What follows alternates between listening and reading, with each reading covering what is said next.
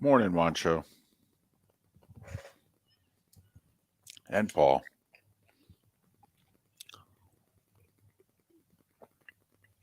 You know, you could drink 120 of those and it would be equal to the amount of money you spent yesterday. Let's see, they're 2 for $3.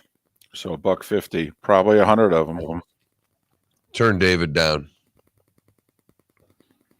Probably 100 of them.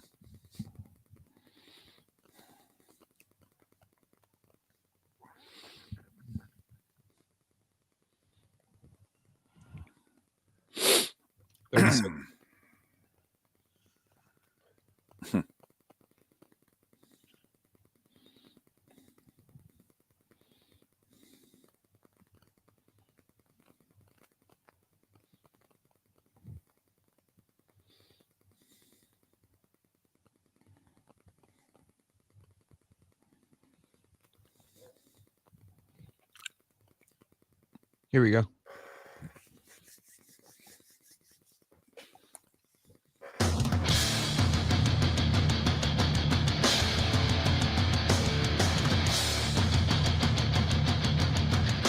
You are listening to Miller and Moulton, exclusively on the Florida Sports Network. And now, here's Mark Miller and David Moulton. Top of the morning to you. Happy Hump Day. How the heck are you, Miller and Moulton? Thanks so much for being with us, Florida Sports Network, floridasportsnetwork.com. Hope your week's going well. Let's get over the hump together, shall we? On this Wednesday, where for the most part, we have put last weekend to bed and we are moving on to what it is to be fellas in the sports world this coming weekend. Top of the morning to you, Mark. How are you? I'm good, but there was a little bit of an incident last night that I've got to share with you because it's another one of these moments, David, that us old guys cringe upon. I am very lucky. My daughter has a soccer coach who is as good of a youth coach as I've ever had with my son, who's now 23, all of his youth sports. My daughter's been playing different sports for the last 3-4 years. Don't know if I've ever had a better youth sports coach. He is amazing. Set up last night to go over and see one of the high schools play soccer so these young girls could see what it looks like when the little old girls are playing, a little more organized, a little more spread out. I'm like, that's a hell of an idea. So we meet at the local high school to catch a varsity soccer match. Right. It took a while because, well, they don't take cash anymore. Even at a high school soccer match? They don't take any cash. Apparently, as I understand it, they don't take cash for any sporting events in the district. Like the entire county has gone cashless. Concessions too? Can't answer that because for the soccer match, concessions were not open. Gotcha. Just at the gate. It wasn't a football, there's only 50 people there. Can I ask one more question? You can ask as many as you. We've got 4 hours, David. Knock yourself out. What about parking? Parking was free. Okay. So Parking was free. free parking, no concessions, but cash not accepted for admission. Had to go basically into an app and pay through your phone. Oh, red flag. And I'm guessing this caused a problem. Some people didn't bring cards. They just have It like just a took $20 a while. bill. You had to register Right. and log your email address on and go, Right. instead of here's $10, Right. the three of us are going to walk in now. Right. In fact, one of the dads apparently took so long to get in that his child disowned him because not only did my wife and I and daughter all go in while he was still trying to finagle his way through, when he got there, he said hi to a couple other parents that he had already seen in line. He'd been lapped 3 times.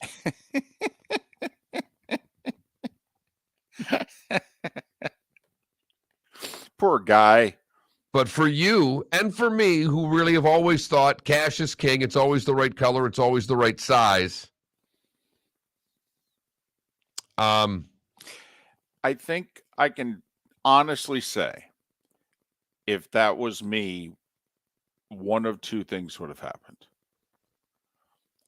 I think I would have said, because I would have been that guy with the app and having Brendan being delayed and taken. And so I then would have been getting frustrated. And one of two things would have happened. I would have looked at whoever it was that was saying you can't come in unless you do it, and I would have just said I'll get you next time, and I walk through, and they goes, oh sir, you can't. And I'd be like, well, call security.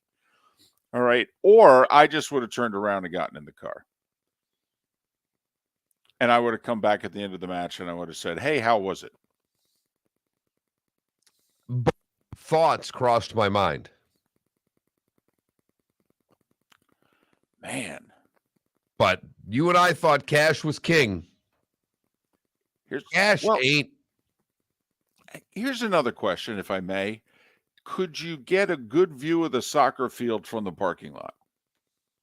Not bad. No. Did you have a chair with you? Because that's another option. I might have sat right outside the entrance gate and said, I'm not paying, but parked my chair there. No, because it's a high school football stadium. You got bleachers on both sides. You really wouldn't have been able to see from there. The fence goes all around the complex. So not really. No. Okay. Yeah, I probably would have went and got something to eat. Might have watched the first half of some action or something. Yeah. It was close. But yes. Might have watched that Kentucky-Michigan State. And then that would have caused problems because that went double overtime. So I wouldn't have been back in time to pick my kid up. So that would have been a whole other ordeal. Then the cash that I had on me wouldn't have got me back in my own house. So that would have been big problems. Would have been. It's a good thing it was you and not me. And you wonder when you go to Publix and the bill comes to $12.64 and you give them $22.75, that the 18-year-old looks at you with cross-eyed and goes, "What in the hell is this?" And you look right at them and you go, "This is just for my own enjoyment. Go." Speaking of Publix, this is true. This is last night. I am not exaggerating an inch. There is no shtick involved here. Fly into the airport, driving home, making some phone calls, booking the last guest for the show. Got to pick up a Gatorade Zero. That's all I have to pick up. That's it. And so I get my 8 Gatorade Zeros. They're 2 for $3. $12. 8. Mark, why 8? Go to Express Lane, 10 or less. Yep. So I got my 8. I walk into the Express Lane, and there's a older couple in front of me. And man, I look and I go, that all can't be for them. 25 items. 25 items in the Express Lane. I put my 8 Gatorade Zeros down, and they just get done checking out the person who was in front of them, who had like 4 items. And the woman starts, doing the items. Beep, beep, beep, beep. Right. And I go, well, you're just about at 10, 9, 10. And they turn and they look, and I go, can you guys read? Express Lane, 10 items or less. And the woman behind the register looks at me and goes, we'll just let it go. I go, really? You're not the one standing here for 5 minutes holding 8 Gatorade Zeros. Meanwhile, there's a lady behind me who has exactly 10 items. And she said, yeah, I put one thing back so I didn't have more than 10. Look at you stirring up the crowd. Then there was at the Publix. Then there was a guy behind her who had 7 items. So I quickly did the math and said, just so you know, you have 3 customers behind you who combined have as many items as you have. The woman is horrified, not behind the counter, of the couple. Okay, she's horrified. The guy wants to fight me. Okay, so the lady behind the register, she's like, well, I already started. I'm going to finish this. And I go, I think they should put the other 15 back. All right, the manager comes over. Oh, no. All right, because she was standing right there with her back to it. So all she basically did was turn around, and she says, sir, and she's talking to me. And I go, let me get this straight. I'm at fault because they have 25 items in the 10 items or less lane, and I'm the problem. I go, can I just take this sign down? You don't mind if I dismantle this, do you? Because it obviously doesn't mean anything. You can just come in line with however many items you want. All right. And so I go, okay, fine. Obviously, fine. Continue. And then every item, I go 11, 12, 13, all the way to 25. And the guy just looked at me and I go, hey, I'm not the idiot who brought 25 items to the 10 item or less line. And then I said, I'm proud of you. And then I said, as God is my witness, I'll bet you guys are parked in a handicap spot. Now, I was proud of that line.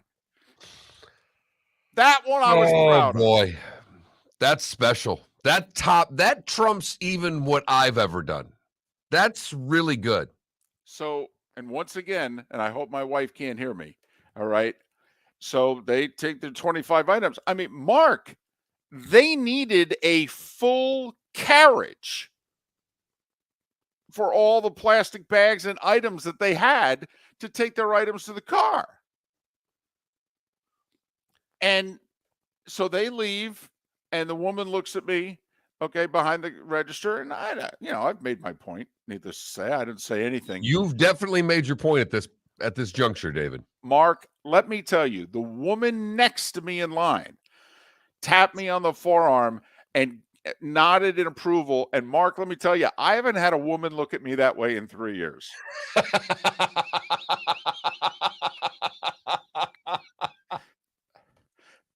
I think it's pre-pandemic the last time I had a woman look at me that way. Let me tell you. Oh, that is fantastic. I'm proud of you, David. I'm proud of you. So we both probably nearly the same time, within an hour of one another, 350 miles apart. We both had issues/incidents. You avoided an incident because, well, you're a nicer person than I am. Well, my wife was with me. I mean, let's Well, there be you go. really honest here. If it was just me and the daughter, I'd be like, you mean I can't just hand you $5? Totally. At which point she would have gone in with her friends, okay, because she would have been embarrassed. But yes, you would have been there. So I thought my two best parts were counting out loud items 11 through 25. The second count, when you got to 11 and started working the back end of the count, that's really impressive, David. Mm-hmm. The guy behind the woman who I think wanted to sleep with me, okay, he just had a huge smile on his face. And he also went home and told the story. Okay, absolutely he did. He said, "Oh, I had the best time at Publix tonight." I can't wait till you pull up into your new place and see the couple who had the 25 items that are obviously one of your neighbors. Hey, might live next door to me. Might be the condo to my left. Yes, absolutely. And I hope they are. Because I'll look at both of them and go, "Hey, 25. How are you guys?" Miller and Moulton. Terrific show lined up for you today. Bud Elliott. We'll talk college football. The College Football Playoff Committee did their meeting yesterday. They had to wait a long time because that Michigan State-Kentucky game went to double overtime. I think they just told us Georgia's number one about 10 minutes ago. Nothing like a real sport getting in the way of a fake show. Ron Sirak and Seth Everett also to join us right here on Miller and Moulton. David Moulton for Napa Auto Parts, and Napa Filters. Insist on Napa Filters for your vehicles, or if you're a do-it-yourselfer, only buy Napa Filters. Napa has a filter for almost anything on earth that moves, whether it's motorcycles, foreign and domestic cars, vans, SUVs, earth-moving equipment. You get the idea. Napa Auto Parts, Napa Filters. Insist on them for your vehicles, or if you're do-it-yourselfer, only buy Napa Filters. Yeah. Hi. Excuse me. Hey, the line starts back here. Ma'am, if your party's not here, you're going to have to go around again. If you had the opportunity to avoid all this, wouldn't you? Salt Live is the official transportation provider of the Miller and Moulton Morning Show, making your trip to and from the airport seamless and stress-free. Salt Live is supported with the help of local partners like the Bayfront Inn. Gather your family and friends and enjoy a leisurely day on the water with a pontoon or deck boat. If you prefer to explore the waterways without a motor, the Bayfront has canoes, standboards, and kayaks. At the end of your journey, enjoy lunch or dinner at the Bamboo Tropical Bar and Grill. The Bayfront Inn, something for everyone on 5th Avenue in downtown Naples. BayfrontInNaples.com. When you need a ride, book with Salt Live Transportation, 308-8686, or book on saltlivetransportation.com. Mark Miller for SWFL Golf Carts, or online, flgolfcarts.com. If you're looking for a golf cart, an e-bike, or an e-motorcycle, go visit Alex and the gang at SWFL Golf Carts. flgolfcarts.com online. Check out their whole inventory. If you're looking for a custom cart, they can take care of you. 2-seater, 4-seater, 6-seater, they've got you covered. E-bikes, nobody better for value and service. E-motorcycles, check them out. Again, flgolfcarts.com. flgolfcarts.com. You were listening to Miller and Moulton on the Florida Sports Network.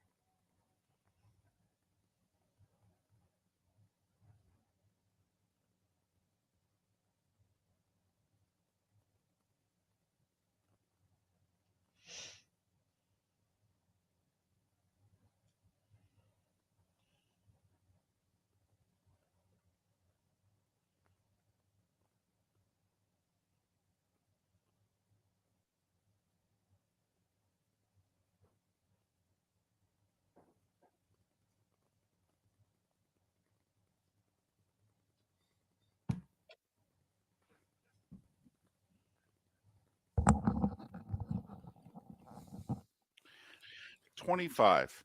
It was so many. I thought, wait a minute, something's wrong. You know how you're looking for the divider? I literally, I was like almost leaning into the guy's personal space because I'm like, there's got to be the yellow divider here that divides this up. You know, Adam, that's a hell of a good point. It's a hell of a good point. You're going to need to pick up with a dually at the rate you're going right now. Golly. No. I will say, I'm impressed that Philly didn't use it for his play of the day. The Ja Morant dunk was really impressive. I didn't see it. He went up with his right hand, switched hands in midair, and dunked with his left. Yeah. Do you have the Bowling Green play as the play of the day? I was using the Lightning game winner.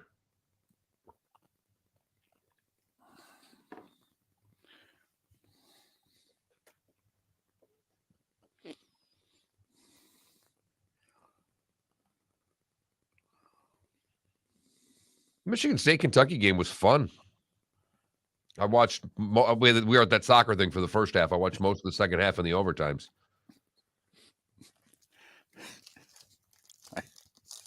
I'd still be at Rusty's or wherever the hell it is.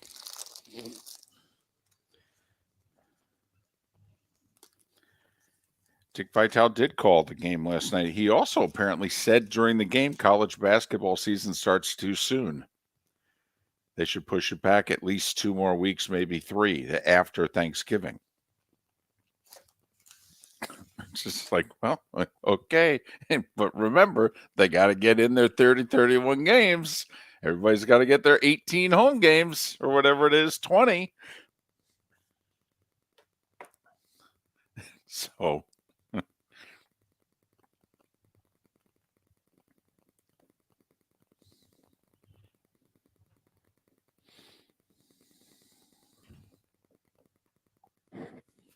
So apparently, by the way, the crest deal, as of right now, they're not going to wear the rainbow crest during the matches. It's for everything else. Remember what we were talking yesterday? Yeah. As of now, they're going to just go red, white, and blue when they play. But everything else is what we talked about. They're going to wear, you name it, rainbow, except when they play. Okay.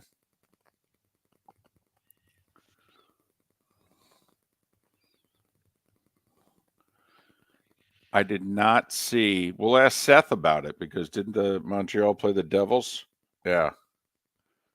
So Montreal brought out light blue retro jerseys commemorating the Expos, who have been gone, 20 years? Really? You like that?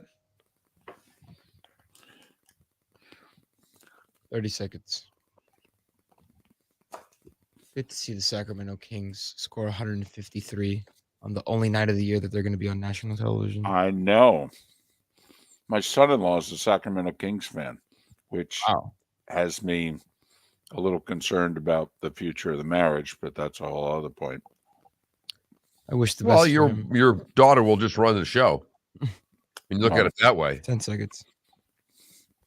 Well, yeah, because if you let him run the show, they'll be in the lottery every year.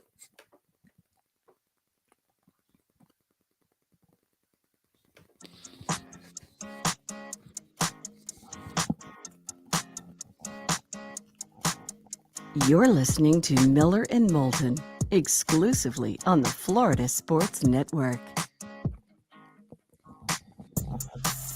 21 minutes after the hour, top of the morning to you. Miller and Moulton, Florida Sports Network, floridasportsnetwork.com. Thanks so much for being with us. As Mark mentioned as we went to break, good show lined up today. Bud Elliott, Ron Sirak, Seth Everett.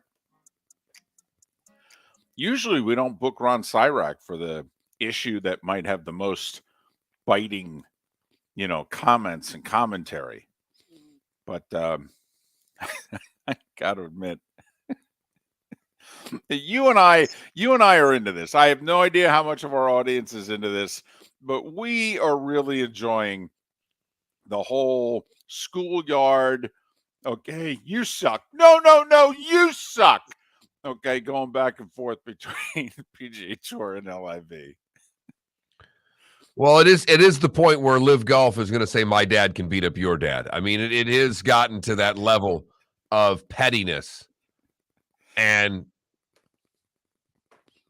apparently now Norman must go. That was the latest demand from Rory McIlroy, who is now the mouthpiece of the PGA Tour. Well, I think he's the commissioner of the tour now. I would just start referring to him. If I was LIV, I would just refer to him as Commissioner McIlroy.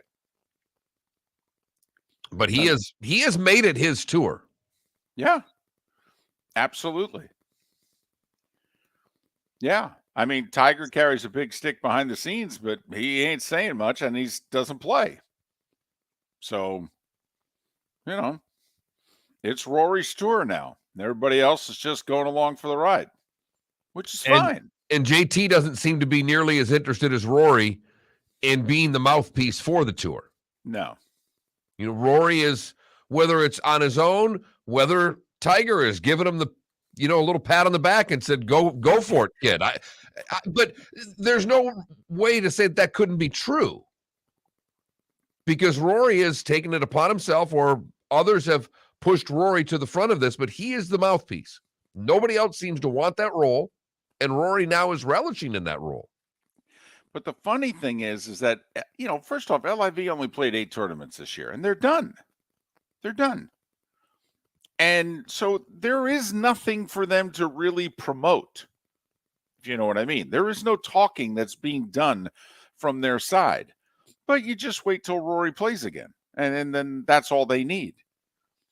I mean, Mark, you've been in startup businesses. You've run minor league businesses. And there was one time when Mark and I was the TV guy and he was helping to run the minor league team. And there was a summer story, an off-season story that was out there. And I called Mark, and Mark goes, "You do know this is garbage, right? There's nothing to this." And I go, "Mark, it's on the internet.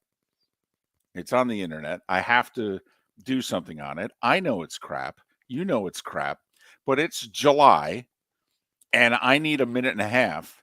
All right. So do you mind if I drive over and interview you about it?" And you go, "Yeah, sure." And so, I drove over and I interviewed him about it and what have you. And the next day I called him up and I go, "Hey, what's the feedback about you guys maybe having competition?" And Mark goes, "Well, we sold 24 more season tickets." In fact, you said if you'd like to come every other day for the rest of the summer, that'd really help us out. Nothing like getting an early 6:00 spot on the news there for a non-story story. Wait a minute. The hockey team's going to have competition? Well, I got to get my tickets for the hockey team. But who's benefiting? Because in that case, I knew we'd get some residual benefit off of getting an interview on the 6:00 news. Who's benefiting by Rory continuing to talk about Live Golf? I think Live Golf. I do too. I mean, those that already hate the concept of it, they hate it a little more because Rory spoke out again? Maybe it's possible. And certainly Norman's image in the golf world has been probably, much like Phil's image, probably permanently tarnished. I don't think ever any of them, no matter how long they both shall live, will ever get 80-90% of their image back. Is that fair? Oh, David, I don't know if they get 50% of their image back, particularly in Norman's case, because while Phil, it's probably both, because Phil had the comments that started this whole thing that he'll never be able to live down. Norman's doubled, tripled, and quadrupled down so many times on this that not only can he not get it back, it's almost as if they've made the decision they don't want it back. But I did find it interesting because remember, what was the story last week? that the LIV Tour was going to hire this former TaylorMade CEO. And that was basically going to push Norman. It could push him upstairs, as we like to say. Norman could technically be ahead of him in the power rankings of the LIV, but this was now going to be the guy who's doing the speaking, who becomes more of the face. And since he's got a relationship with people and things on the PGA Tour, we're going to eventually, try to make nice.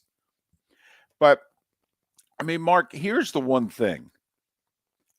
The Norman, if he and the LIV are to be believed, they have offered to sit down with the PGA Tour like 5 times.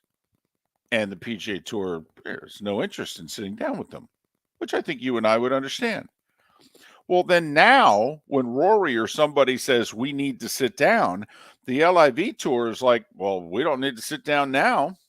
We just finished our first year. We're fine. In fact, we've got the next 2 years already lined up.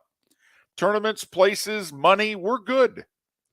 Once they get the last part lined up, then they can maybe have a little better attitude because they still need a media partner. Yes, they do. One of the dads at soccer yesterday, he and I were talking. He goes, I'm a huge golf fan. He goes, I watch golf every week.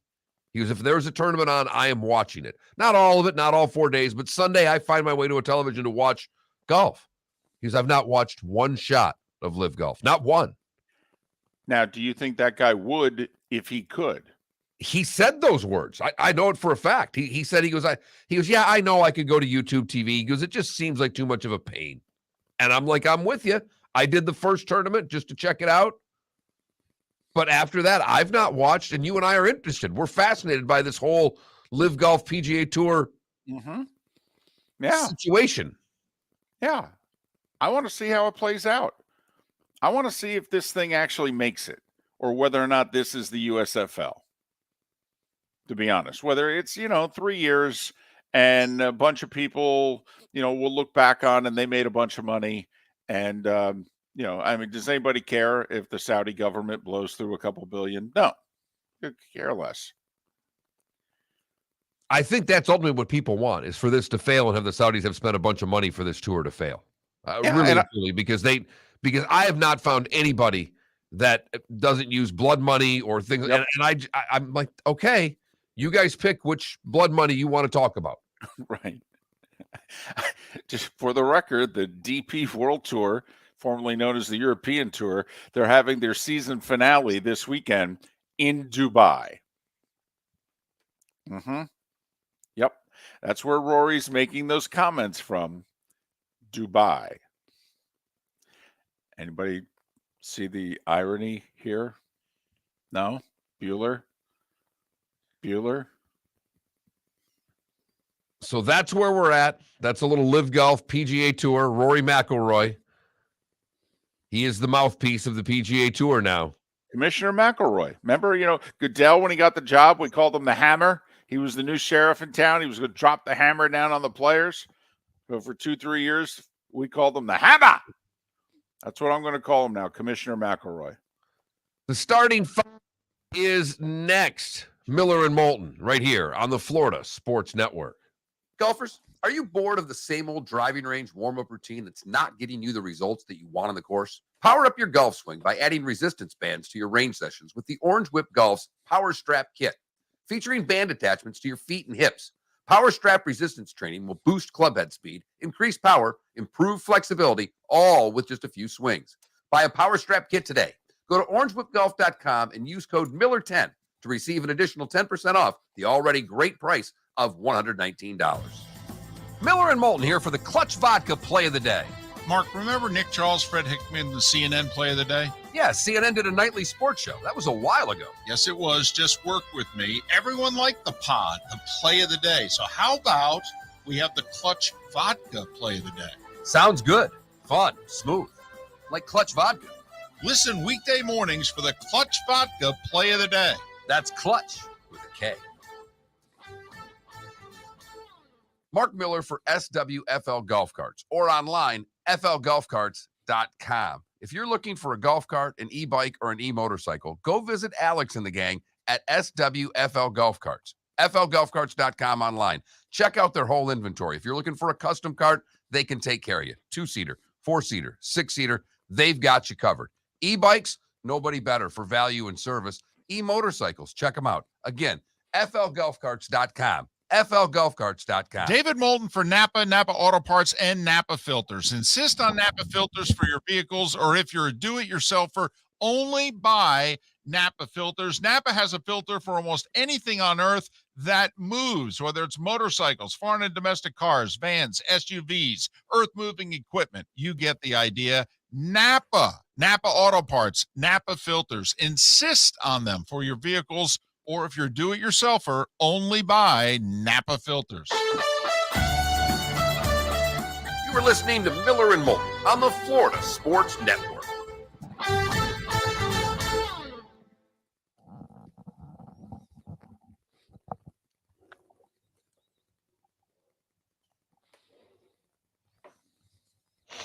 If anyone wants to know where I get it from, so I tell the public story, and my mom sends me a text that says, "Make some mother proud."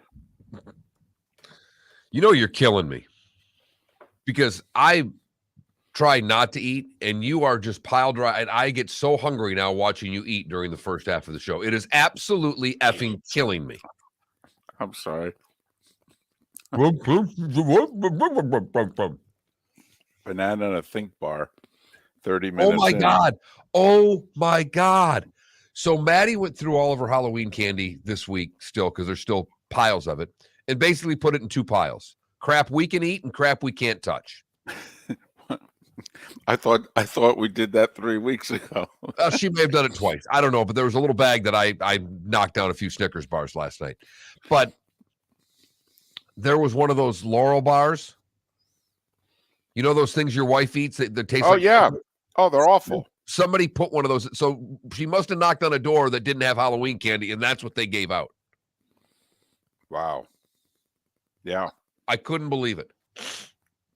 Now, I had somebody tell me that if you microwave them and soften them up, they're tolerable. I don't know. That's Paul, before I literally, for 5 seconds before I started losing my mind in the express lane last night, I did what you're insinuating, which is, okay, since they're older, and by older, I'd say they're late 70s and early 80s. Did they think that if I get 4 of the bags of potato chips, that's 1? So I was doing that while counting. I'm like, okay, that's the 2 things they got there. I'll count that as 1. And I just thought that, they were 14, even if you did it that way.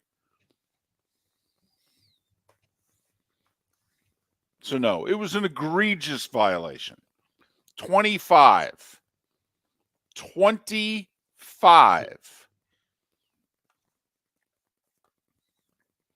You know how long those conveyors are, right? And so, if you have only a few items, you only take up a little bit of space. 3 people should be able to all put their stuff on an express lane conveyor belt. There was barely enough room for my 8 Gatorade Zeros. And remember, you go, and the conveyor is wide enough that you can go 2, 2, 2, 2. And so you're only taking up literally this much room. That's how much of the conveyor they took up. I mean, I was looking for the divider in the middle of their thing. I'm like, I must have this wrong. They can't be sick. So then I just started counting out loud. What would have been worse? Let's just say they had 20 items and they put a divider and one person paid for 10, the next person paid for 10, and they're together. I would have actually, then they would have gained my respect. I would have found them to have had a sense of humor. Right. Okay. No, those are her 10 items. These are my 10. You know what? I'll give you a little something for the effort. It's not a bad poll question, Guillermo.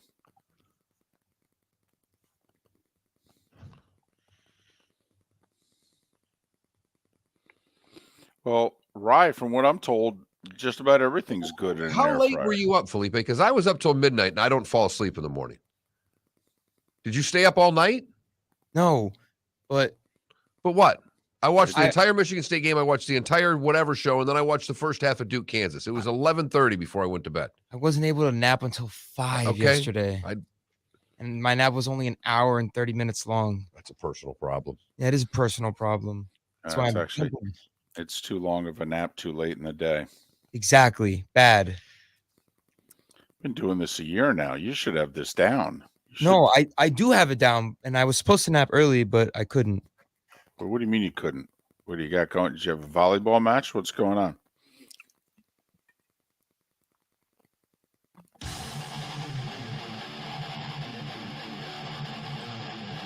You're listening to Miller and Moulton, exclusively on the Florida Sports Network.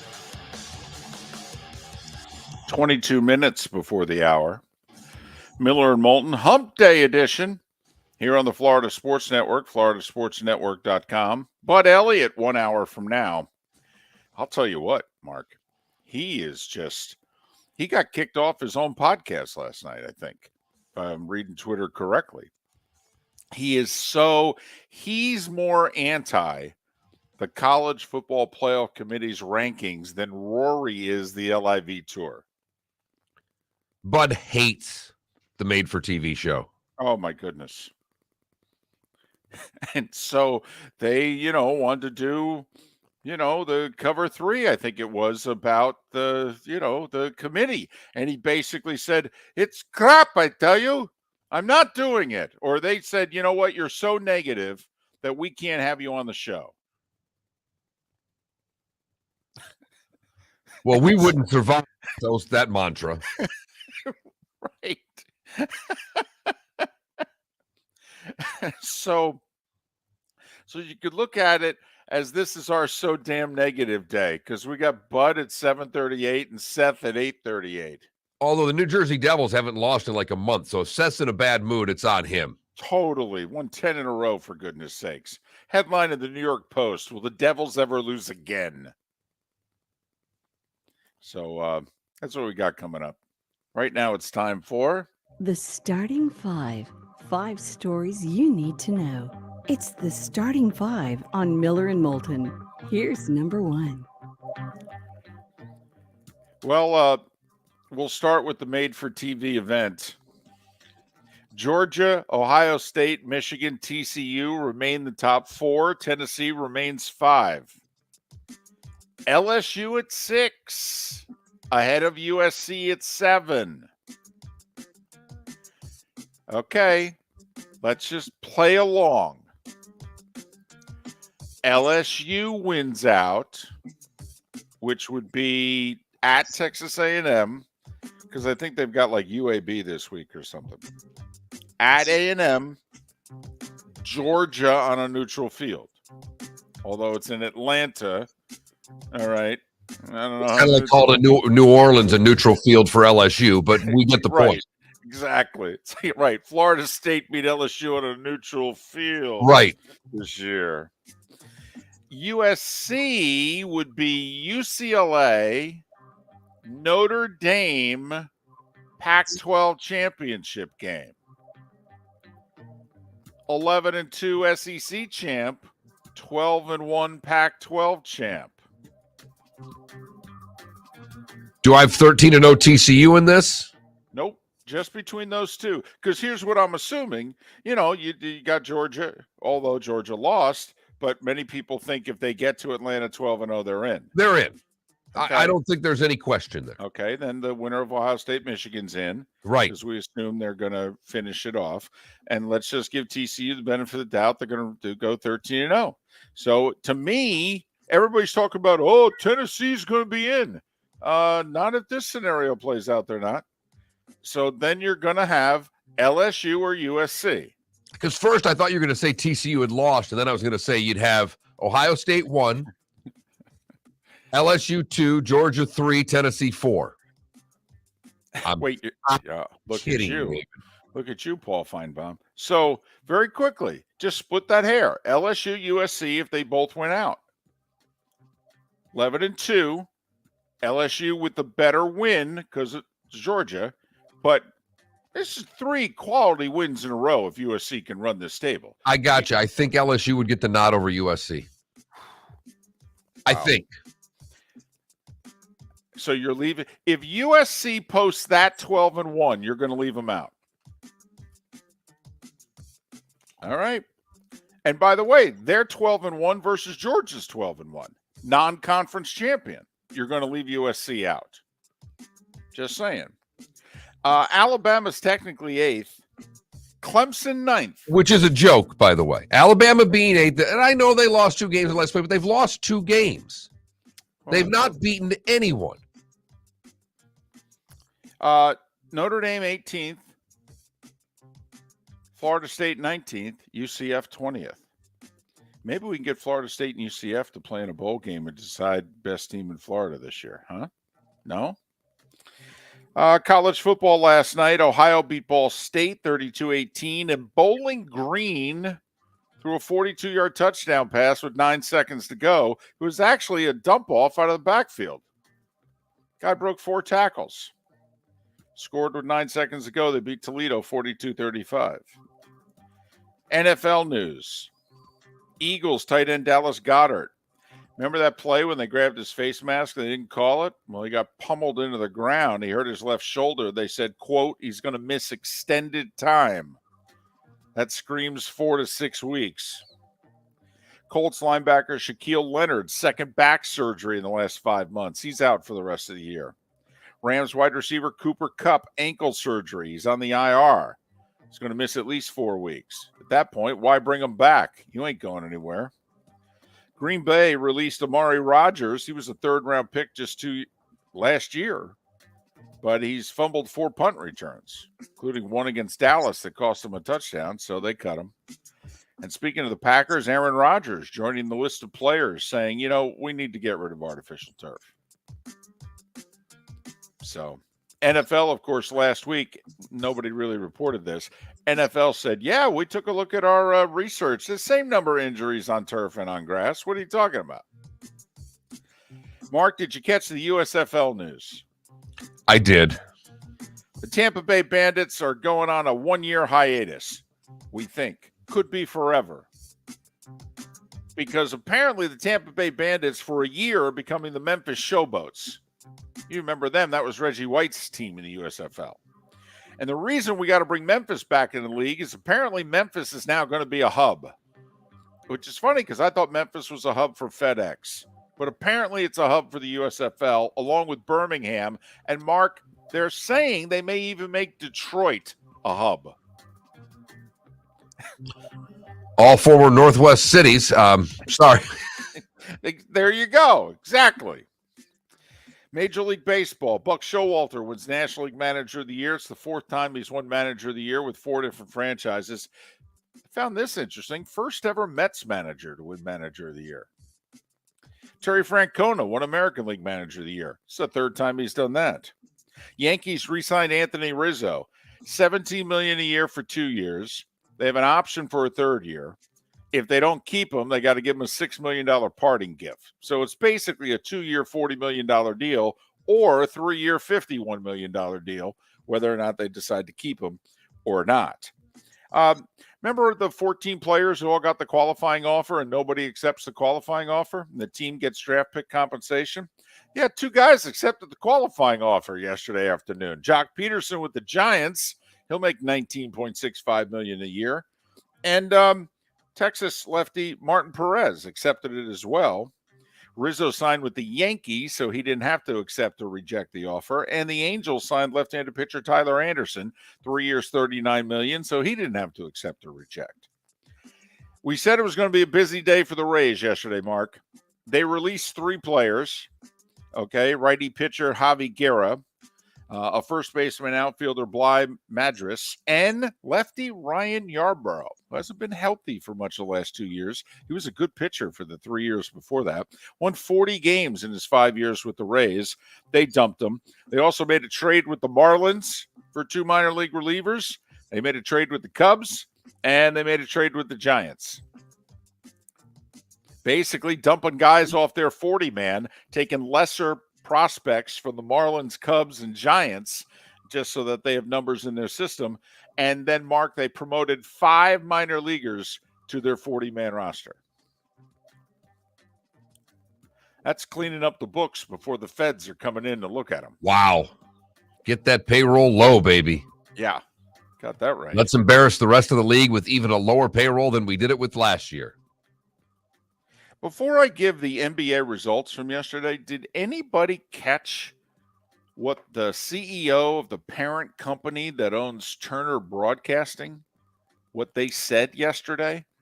Because the NBA is looking for a killing in their next TV negotiations. I mean, they've already come out and said, this is what we're asking for, and you guys basically have no choice but to give it to us. And apparently ESPN's like a panting dog going, yeah, you're right. You're right. Whatever you want, you're right. And the guy running Turner came out yesterday and said, yeah, we can live without the NBA. And he said, the hockey works for us. That's affordable. We make money on that. The baseball works for us. And the March Madness works for us. But he just flat out said, and I quote, we can live without the NBA. Interesting. There'll be somebody out there that think that they can't, though. Okay. Now think about this, though. If ESPN is the one business partner, find me the second business partner that's not streaming. It's not going to be NBC. They don't have a sports network, really. I mean, do you think that unless they go all in with USA Network? Well, I was thinking USA Network, and I was thinking, I know it's streaming, but Peacock. Okay, CBS doesn't have a viable cable outlet. Yes, they've got streaming. Okay, but also the NBA is asking for billions, by the way, billions. I mean, they're asking, I think, for more per year than what Major League Baseball gets per year from any one of their media outlets. So that's what they're asking for. And Mark, my thought was that the only way the NBA is going to get close to the money that they're looking for is it would have to be a streaming service. And if you were the NBA, would you really go from ESPN and Turner, in which people regard Turner as the better outlet, even though the other one does the finals? Okay. Or, ESPN and streaming. I would jump all in streaming. And here's why, David. The NBA's audience skews the youngest of any of the sports out there. Their audience knows how to stream. Their audience has no problem with the technology. They are an 18 to 34 audience that is well adapted to finding the games wherever they are. So that's why I would lead streaming. Okay. 5 games in the NBA last night. New Orleans without Zion beat Memphis by 11. Knicks went on the road and beat Utah after a team meeting, 118-111. Dallas edged the Clippers by 2, 103-101. Portland beat San Antonio by 7. And Brooklyn scored 121 points last night in Sacramento and lost by 32. That's right, 153-121. Man, somewhere George Gervin and David Thompson are going, damn, that's a high-scoring game. College hoops last night. Michigan State double overtime beat Kentucky in a good one, 86-77. Kansas edged Duke by 5. In-state, FAMU lost to Miami. Miami won by 26. And FIU got drilled at NC State by 32. Women's hoops, FAMU, Stetson, and UCF all winners. And I'll just say this, Louisville, did you see what happened to them last night, Mark? They lost to App State by 1. They've played 3 games this year. They've lost all 3 games by a point. No one's done that in over 40 years. Started their season with 3 one-point losses. Hockey, Lightning, overtime. Alex Killorn, the winner, 5-4 over Dallas. Florida, 5-2 over Washington, Bobrovsky with 41 saves. Devils have won 10 in a row, 5-1 over Montreal. Toronto 5-2 over Pittsburgh, although Crosby scored. Columbus 5-4 in overtime over Philly. Did you see John Tortorella's in-period interview? I did not. They don't even have a reporter. They just have a headset there for him. He puts the headset on. He's leaning over, he's trying to hear what they're saying. They're down 1-0. All right. And The reporter's a long-winded question. Tortorella interrupts him and says, "We suck. We suck right now." Okay? And the reporter then the reporter says sheepishly, well, what do you want to see us do better? And he goes, forecheck. Forecheck. And the reporter goes, got it. It was like 9 words. We suck right now. Forecheck, forecheck. I love him. At least, see, this is how Popovich should be. I mean, at least it's funny. Vancouver 5-4 over Buffalo, Nashville 2-1 over Minnesota, Anaheim 3-2 in overtime over your Wings, Mark, and San Jose 5-2 over Vegas. And I think that's it. That was the starting 5 every weekday morning at this time on Miller and Moulton. Torch should hold a symposium for all coaches as to how to handle in-game and in-between period halftime interviews. That question was too long. He's just like, I don't have time for this. Here's my answer. I don't know what you're asking. Here's what I want to say. We suck. And I need a coffee really badly right now. Right. So can you quit? Exactly. Well, what do we need to do? Forecheck. Forecheck. Thanks, Coach.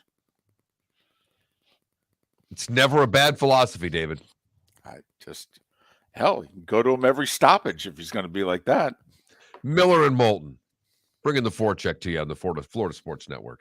David Moulton for Napa Auto Parts, and Napa Filters. Insist on Napa filters for your vehicles, or if you're a do-it-yourselfer, only buy Napa filters. Napa has a filter for almost anything on earth that moves, whether it's motorcycles, foreign and domestic cars, vans, SUVs, earth-moving equipment. You get the idea.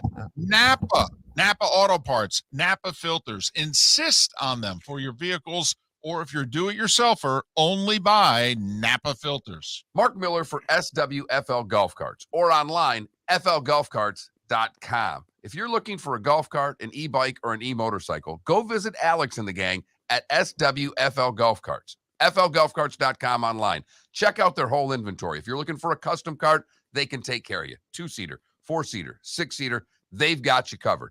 E-bikes, nobody better for value and service. E-motorcycles, check them out. Again, flgolfcarts.com. flgolfcarts.com. Golfers, are you bored of the same old driving range warm-up routine that's not getting you the results that you want on the course? Power up your golf swing by adding resistance bands to your range sessions with the Orange Whip Golf's Power Strap Kit.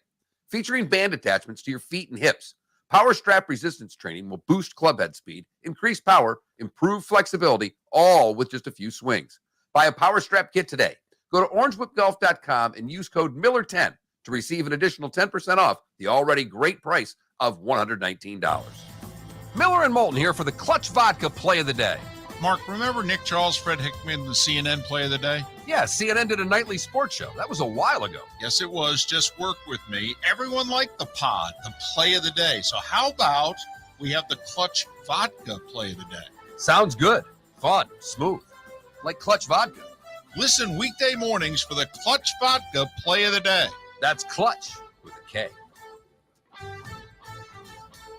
Bring your big mouth to John Smith Subs and indulge in their overstuffed subs with the freshest quality ingredients. Enjoy our famous steak bomb with perfectly grilled marinated sirloin steak topped with provolone cheese, grilled onions, peppers, mushrooms, crispy bacon, juicy tomatoes, and creamy mayo. Boom! Made-to-order crispy fries can be paired with the Gator, the Cuban, the Chicken Bomb, or the Italian.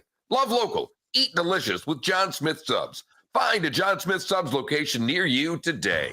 Don't miss the Miami Dolphins watch party every Sunday at the Seaside Bar and Grill in Bonita Springs. Presented by Clutch Vodka. The Seaside will be serving Clutch Vodka drinks, including the awesome Bloody Mary bar at the Seaside. If you can't be at Hard Rock Stadium, come have fun at the best place in town to watch the Dolphins and enjoy the best, clean, crisp, smoothest vodka. That's Clutch with a K. Miami Dolphins parties every week at the Seaside Bar and Grill on Old 41 in Bonita Springs. Powered by Clutch Vodka.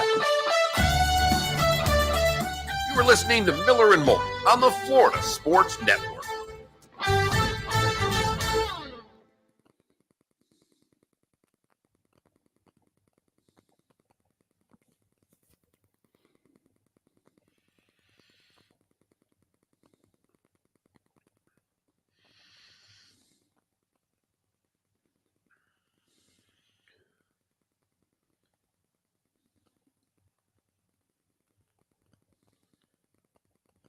Wow.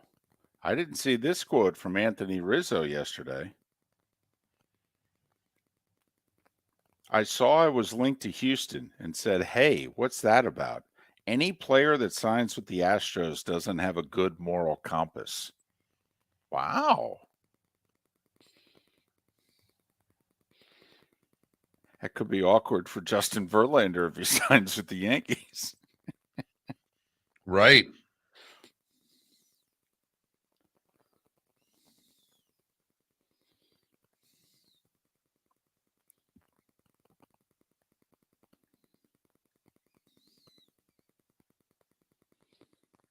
By the way, what was Rizzo doing yesterday while his agent was working out the deal with the Yankees?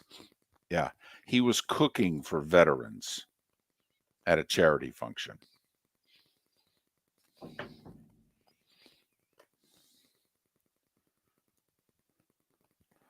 You know, okay, music, you make a dadgum good point.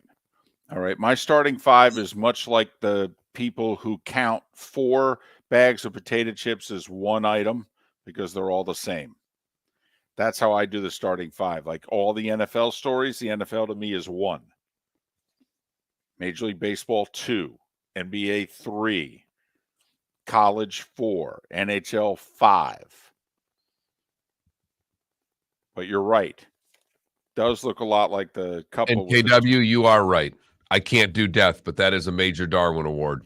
That dancing on top of a semi and getting taken out by a bridge, right? Bridge. That's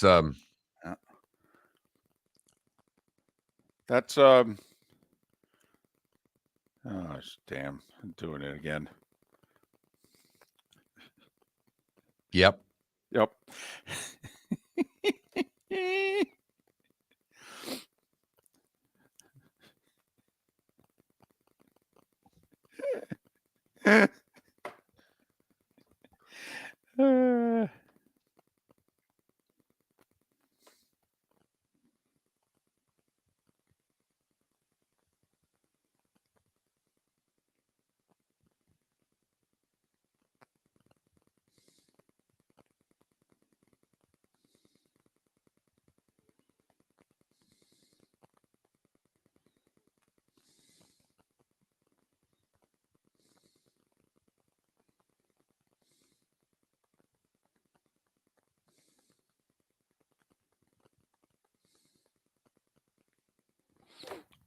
It's like Dennis Hopper, right? In Speed, when he's wrestling with Keanu Reeves, top of the moving train.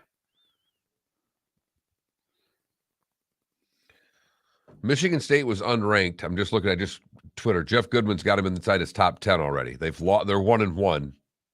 Although the 1 losses, didn't they lose to like Gonzaga? Yeah, late too. They were winning. 1-point game. Right. Winning most of the way. Right. They're not very good. Look at bottom right. Bottom right, look. Oh, look at that. Men's college basketball. Florida Gulf Coast at Tennessee tonight. Oh, we're coming back. SEC Network, right?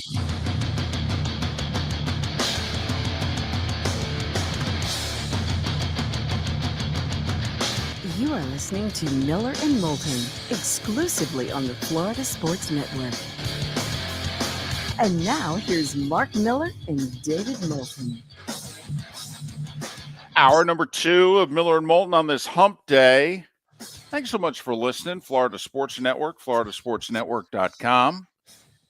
Bud Elliott to join us in about 35 minutes' time. Ron Sirak in an hour. Seth Everett next hour as well. It is a Wednesday after all. Should be in a great mood as Devils have won 10 in a row.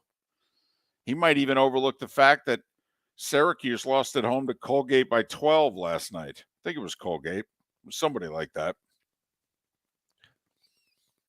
Either that or Cornell. You know they schedule them tough in Syracuse. They do. They do. Whoever it was, Cornell or Colgate, it's the second year in a row they lost to them at home in a bye game. A lot of bye games have not gone well already this year in college hoops. Let me tell you. Hey, Dick Vitale said something during the Michigan State-Kentucky broadcast last night. I wonder if you agree with it or not. In which, and obviously we all know how much he loves the sport, But he said, yeah, we start our season too early. He goes, we should wait till after Thanksgiving, which when you think about it, that's pushing it back 3 weeks. That's 6 games they'd have to get back in for the most. Minimum. So, but first things first. We'll worry about the logistics later, depending on your answer. First things first. Do you agree with Dickie V? To a certain extent, I do. But I don't know how you get the games in because they're not going to jam more games in a short time. They don't need to really play a whole lot of college basketball between Christmas and New Year's. So, in theory, it works. Logistically, I don't know how it gets done, David, because you can't move the season back. You can't extend the season. Well, so in other words, you can't have March Madness in April? Well, we already do. It Just finishes every year in April. Yeah, I'll tell you what, though, we give it the benefit of the doubt, though, because usually the madness happens in March. I got you. And it was Colgate, by the way. I got it right. 2 years in a row, they've lost to them at home, lost by 12.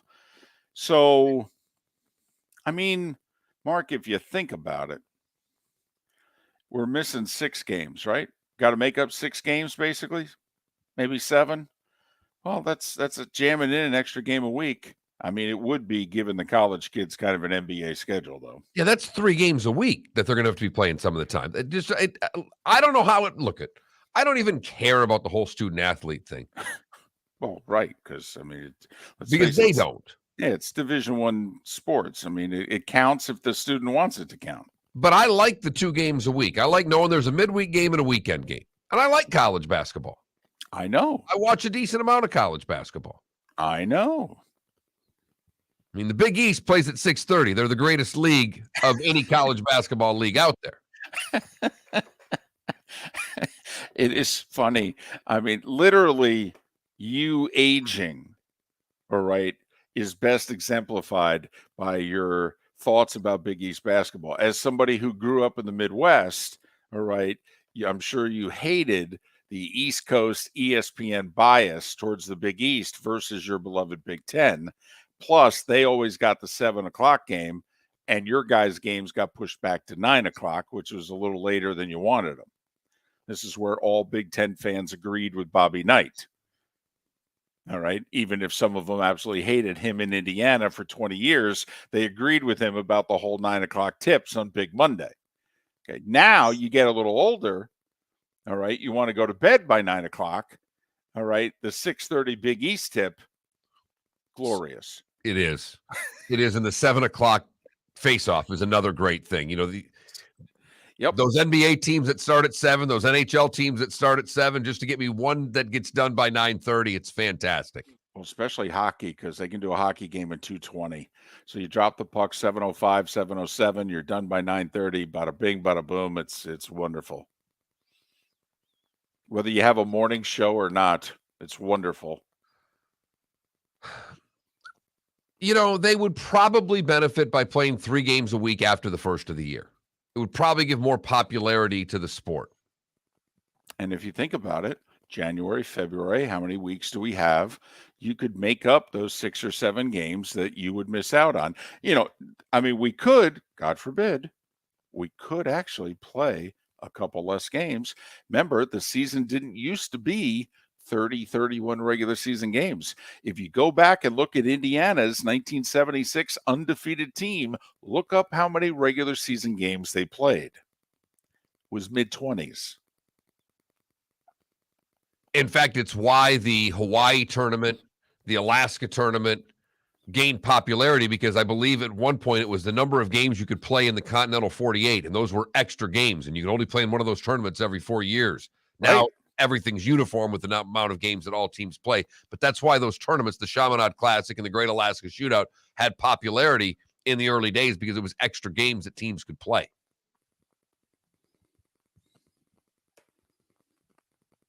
So, I mean, this is Dick Vitale who said it. You know, this is not some Yahoo. I mean, you know, Basketball Hall of Fame and all. You know, loves the sport. Credited with helping generate the popularity of the sport during the sport's heyday. Vitale and ESPN in the 80s and 90s really gave that sport a boost. Well, the one thing we're not doing is reducing the number of games. We do not go backward.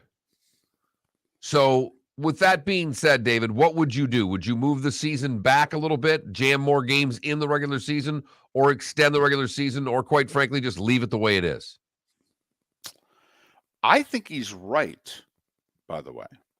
And I think that college basketball needs to do a better job carving out little moments for themselves.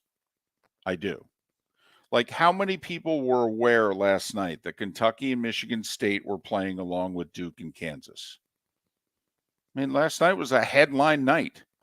I mean, in the first 2 months of the college basketball season, not a lot of nights bigger than that little doubleheader on the four-letter network. I mean, Duke, Kansas, Kentucky, when Michigan State is the fourth best school and program in a doubleheader, this is a big deal. How many people even knew it was happening last night? Now, would they have known it was happening in 2 weeks? Because that's basically what, the season started 9 days ago. When Dickie V was doing the broadcast last night, the season was 8 days old. He's basically saying push it to the Monday or Tuesday after Thanksgiving. So he's saying the game he's sitting courtside at should be taking place in 2 weeks. A lot of people found out about the game last night because they tuned in to watch the college football playoff fake show and went, what the hell is this? Wow, is this a repeat? Wait, no, this is live? Can you get this sport off so we can watch a show about non-sports? Wait, did they do the Georgia's #1 at 6:30? Wait, they doing this at halftime? Post game? We have to wait to in between games? I had to give Reese Davis credit because I was actually watching the game and they come on and Reese goes, the big football fan that Tom Izzo is, he should have known better than going double overtime for this. They rifled through that so quickly. They thought they had some time. They thought they had a little setup, and they had to just jam that sucker in. I mean, Bud Elliott should have enjoyed it last night because they had to really work that show quickly. Izzo ran a great play at the end of the game. Down 2, 7 seconds to go. Got to go full court. That was, and I know, you especially as a Michigan State fan, there are times in which you feel Tom is offensively challenged, but boy, did he run a great final play. He did. They did at the end of the first overtime to force a second overtime, went the length of the court. Izzo in the postgame, when asked, gave his assistants all credit for that play. They asked him, Doris Fork there asked him what happened, and he's like, no, that's my assistants. Right. They did that.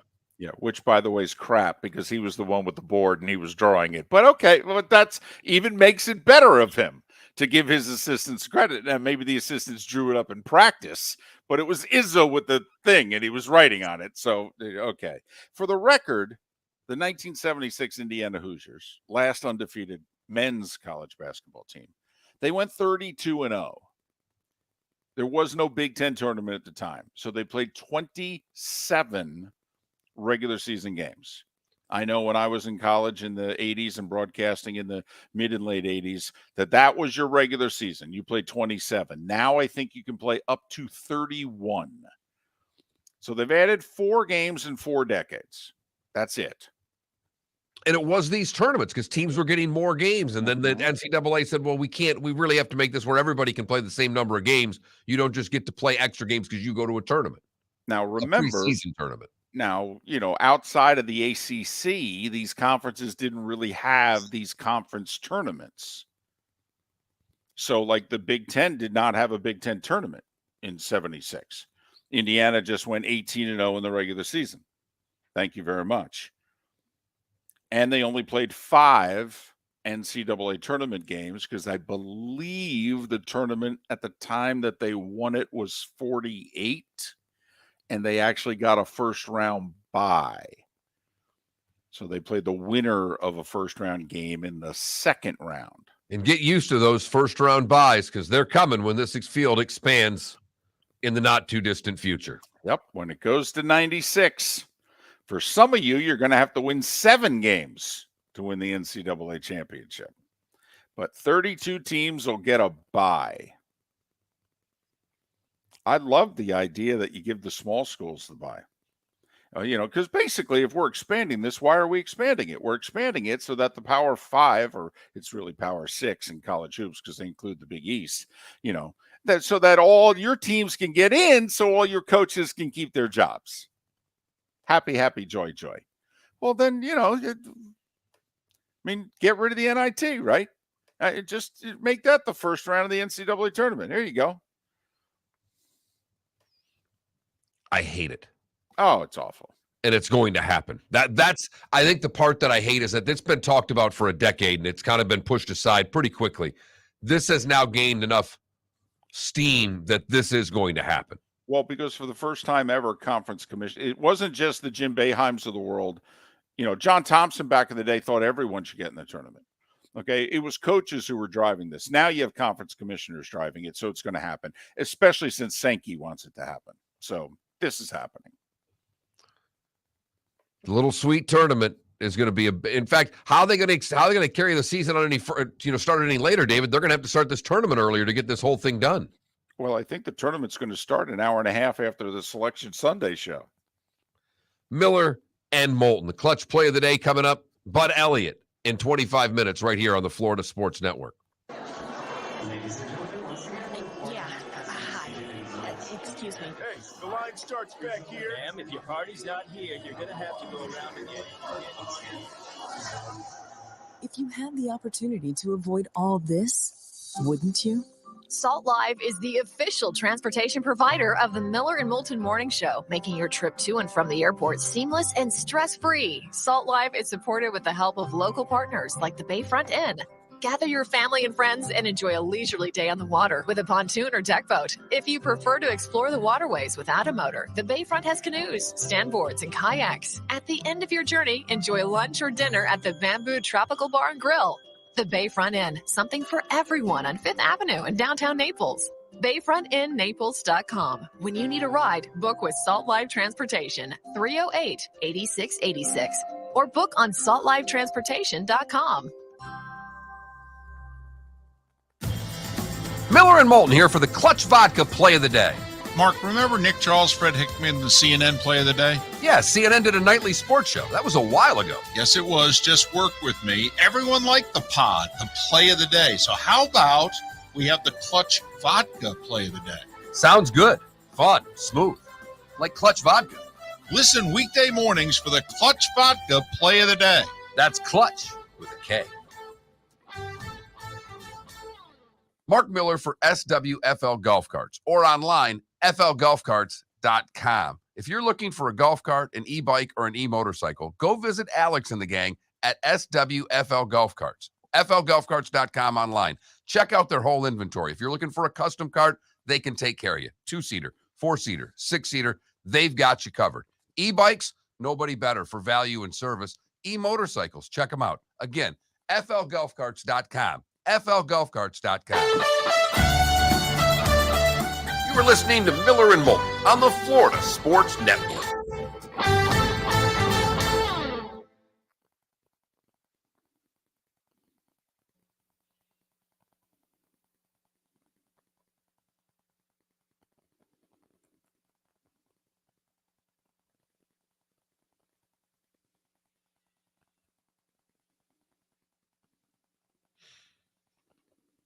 By the way, who was it who said Klecko? Listen, you talk to a lot of Dolphins. They think the 73 team was better than the 72 team. Because Mercury Morris got worked into the equation in a big way in 73. Greasy was healthy all year, but that team lost 2 games.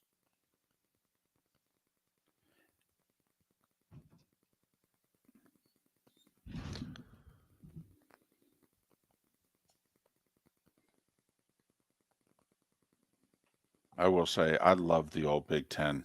You played you had the home and home every year. Right. Loved the old games. Loved it. Absolutely loved it. Like Indiana in 76 beat Purdue by 3 at Purdue by 4 at home. Played Michigan twice. Played them One 3 at- times because they beat them for the title. Right, but during the regular season, beat them at Michigan by 6 and then had to beat them in overtime at home. Early in the season, third game of the year, all right, neutral floor, they beat Notre Dame and Digger by 3. They beat Kentucky on a neutral floor at Freedom Hall in Louisville in overtime, the fourth game of the year.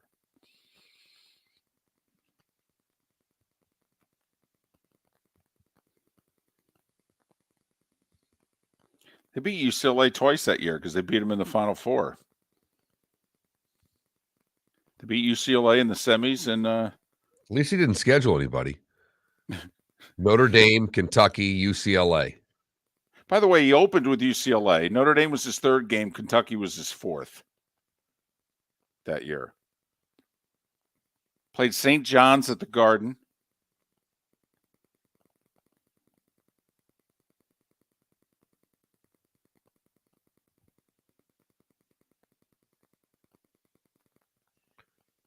Played Florida State that year. Second game of the year, Market Square Arena in Indianapolis. Probably a little tourney.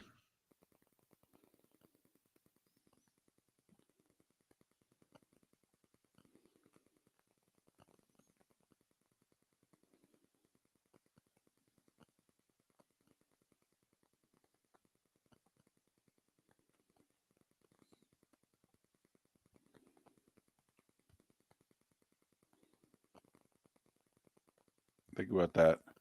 To go 32-0, you beat UCLA twice and Michigan 3 times.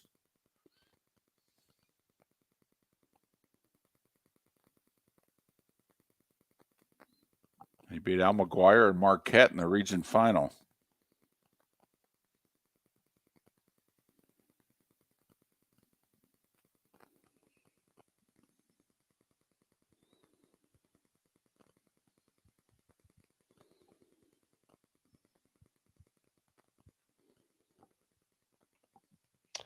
Oh, I didn't realize one of the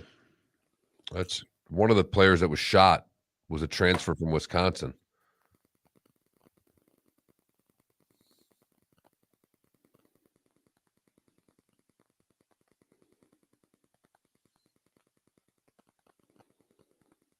They're, I guess, debating whether or not to play the rest of the year.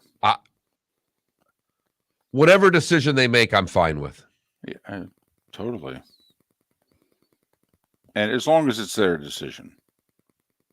I think this is where if you're the president of the university and AD, I think you got to let the team decide. Yeah, you got to go to the room and Yeah. and I think they would play. I think so too.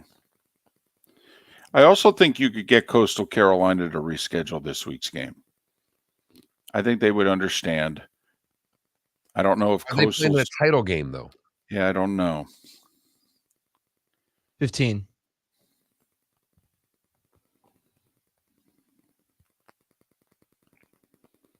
Here we go.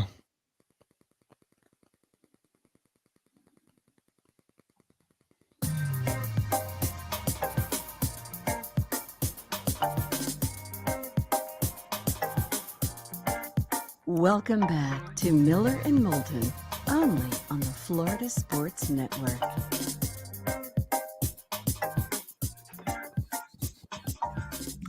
"21 minutes after the hour, Miller and Moulton, Florida Sports Network. FloridaSportsNetwork.com. Thanks so much for being with us. Bud Elliott will join us in a little more than 15 minutes. We'll go through the latest committee rankings, which will get him riled up. About as riled up. Who's more riled up, Mark? Pat Kerwin talking about Thursday? I don't know. Bud Elliott got kicked off his own podcast last night. That's how riled up he is about this playoff committee and their rankings. But you were pretty affirmative there. You were like John Tortorella with the in-game forecheck, David. Forecheck. Didn't even get the question out. We suck. Thanks, Coach. And Pat, and he gets so angry. And we now have Pat on via Twitch, via basically a Zoom call. And Pat does not put his camera on. So it is just Pat on a phone, the audio, but Pat can see us. Correct. And he saw me starting to smirk when I asked him about Indianapolis, and it gets him more honked off. But he fell for it. He did. We got him. We hooked the big one yesterday. We hooked him. Yep.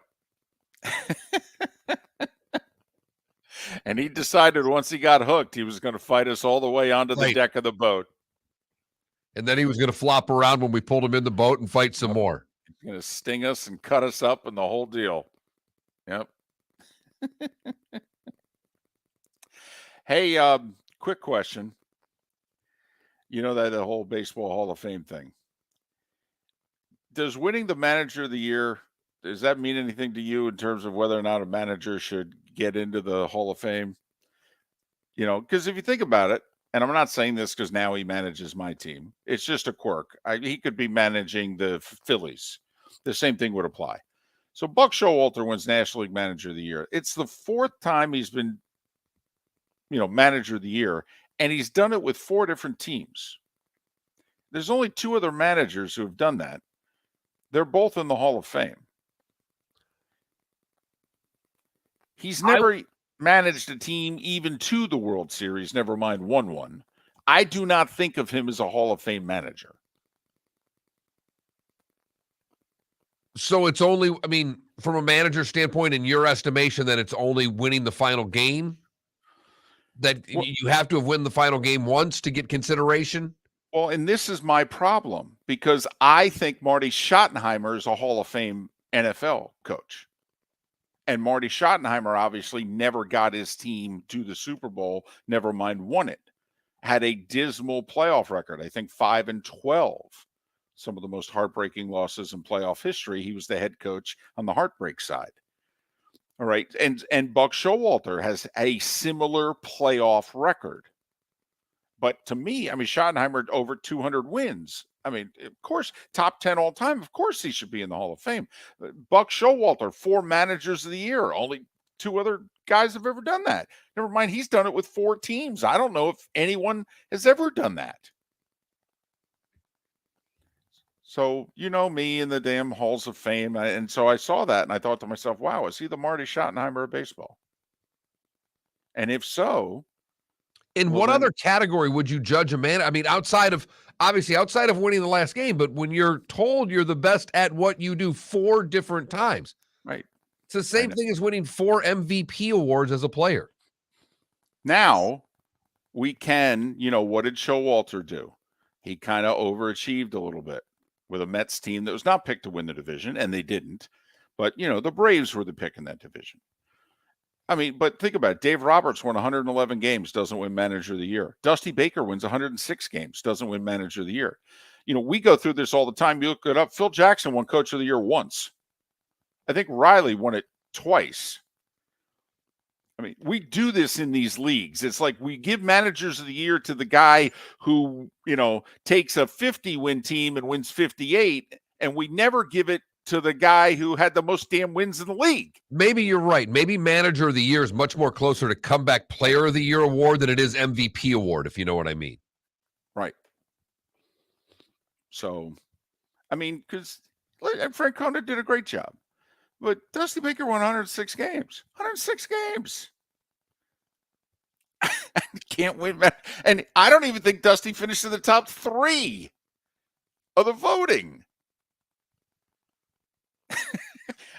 At least Dave Roberts finished second in the National League. And then again, don't you just give the guy upstairs the Manager of the Year award, because they're just calling down and telling these guys who to play, when to play them, and how to play them. So is there any managing really done anymore? So the GM who just got fired in Houston should win Manager of the Year? Man, he's honked, and he should be. Totally. Hey, thanks for winning the World Series. I'll give you a 1-year deal, no raise to stay. What do you say? I say shove it. Well, okay, then we'll get somebody else. Then you're done. Yep. So Buck Showalter and Terry Francona mark Clutch with a K. If you say so. I know that our play of the day is definitely Clutch with a K. What do you got for us, Felipe? And it's definitely not basketball tonight because the Lightning, Alex Killorn, Clutch. 90 seconds to go in overtime. Puck pulled back into the corner. Dallas trying to get after it. Here's Stamkos now, the franchise leader in overtime goals, and now it's Killorn. Up the ice, Killorn, toe drag, shoots, he scores! Alex Killorn with a lightning strike in overtime! That goal assisted by Steven Stamkos. His 500th, oh wow, I can't speak tonight. 500th assist. Wow.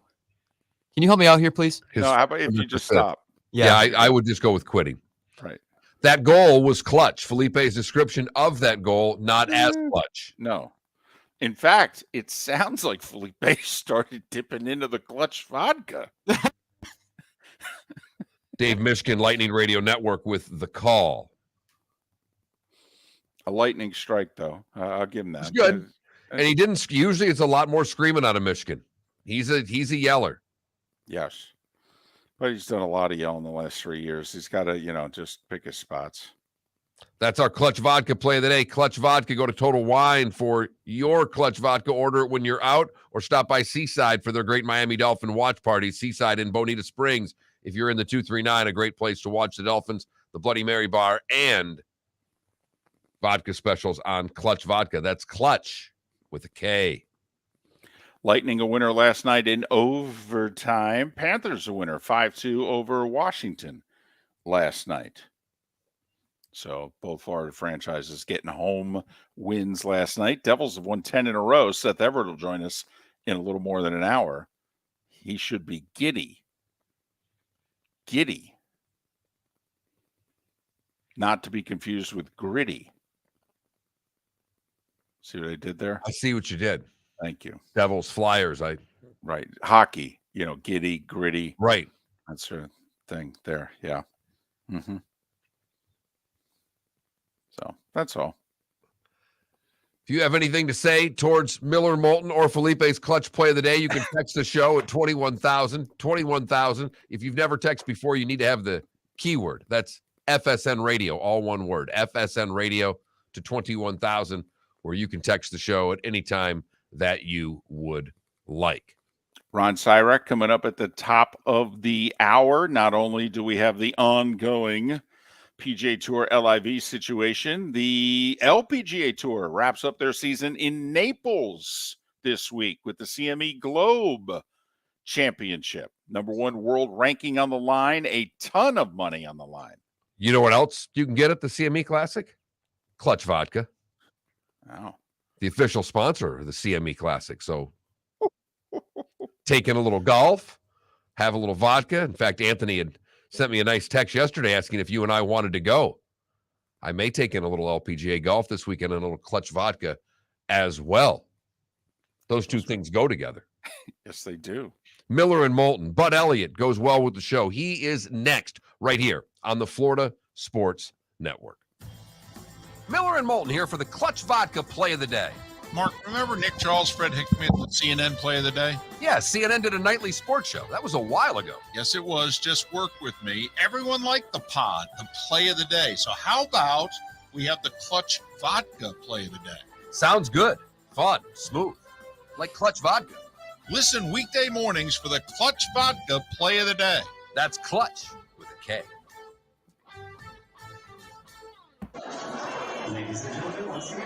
Yeah. Hi. Excuse me. Hey, the line starts back here. Ma'am, if your party's not here, you're going to have to go around again.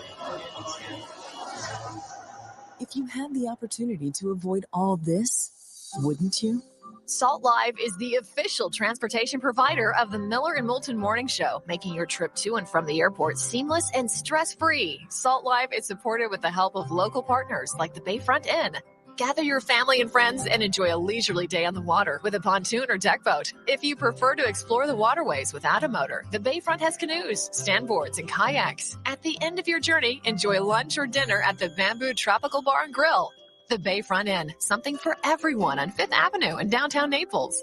BayfrontInNaples.com. When you need a ride, book with Salt Life Transportation, 308-8686. Or book on saltlifetransportation.com. Don't miss the Miami Dolphins watch party every Sunday at the Seaside Bar and Grill in Bonita Springs. Presented by Clutch Vodka. The Seaside will be serving Clutch Vodka drinks, including the awesome Bloody Mary bar at the Seaside. If you can't be at Hard Rock Stadium, come have fun at the best place in town to watch the Dolphins and enjoy the best, clean, crisp, smoothest vodka. That's Clutch with a K. Miami Dolphins parties every week at the Seaside Bar and Grill on Old 41 in Bonita Springs. Powered by Clutch Vodka. You are listening to Miller and Moulton on the Florida Sports Network.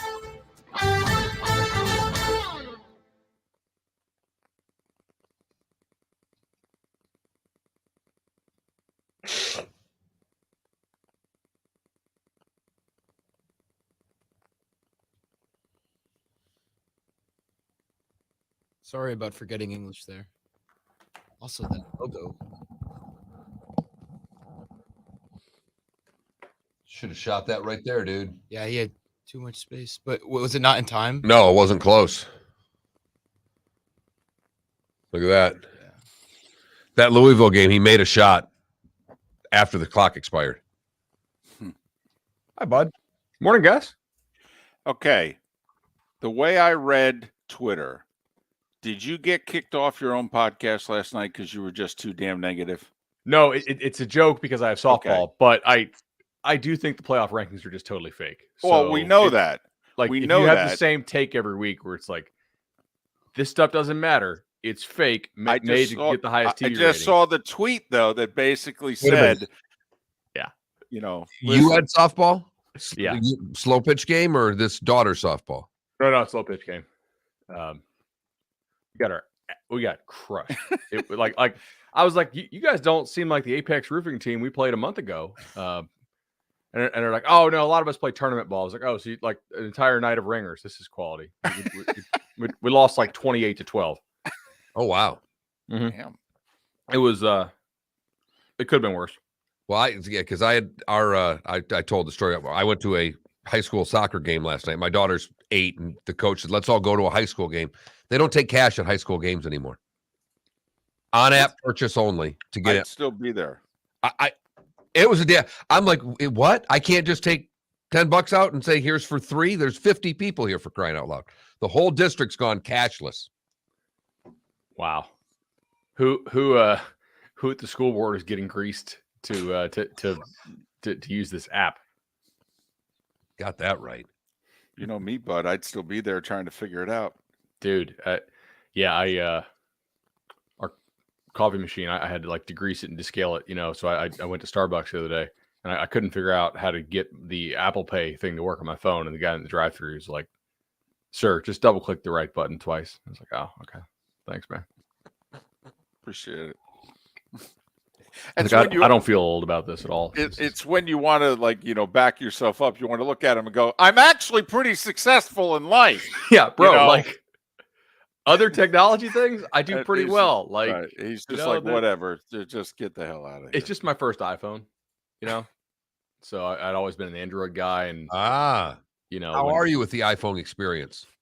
You know, actually, it's for the most part pretty intuitive. I haven't found a keyboard I liked. On my Android, I could just type super fast, and it would just autocorrect everything for me and like be perfect. And now I have the worst typos all the time, and I'm just like, what keyboard like settings did I have on the Droid that I don't have now? You know. So what playoff rankings are we hollering about tonight? Let me see. We got. All right, so they're setting TCU up to fail. I can rant about that for a little bit. Seriously? You think Yeah, there's a chance they can win out and not get in? No, but I think that they are not recognizing how many quality opponents, like the TCU is falling victim to the arbitrary nature of this top 25 concept, which has been baked into sport forever, but really is just an arbitrary cutoff. Like there's not much difference between 15 and 40 in these rankings for the most part. And TCU plays a boatload of teams that are almost certainly in that 26 to 40 range. And they're not going to get any credit for it because the committee recognizes these top 25 wins when their schedule is actually harder than, quite a few other team schedules. So you're saying that though in case they lose. Correct. Yeah. I think they're sending a message to TCU that if you lose, you're out. Yes. But hell, they basically are sending the same message to Clemson. They're Yes, like, you lost, agreed. and we're going to keep you out. I think they're trying to keep the option open to keep Michigan if Michigan loses. That's by the ranking of Penn State. I think the interesting one is, let's just say everything goes according to script. TCU wins out. It'll come down, and LSU upsets Georgia. Is it LSU or USC? Wait, LSU upsets Georgia. Here we go, guys. So Yeah. All right. We'll do it on the show.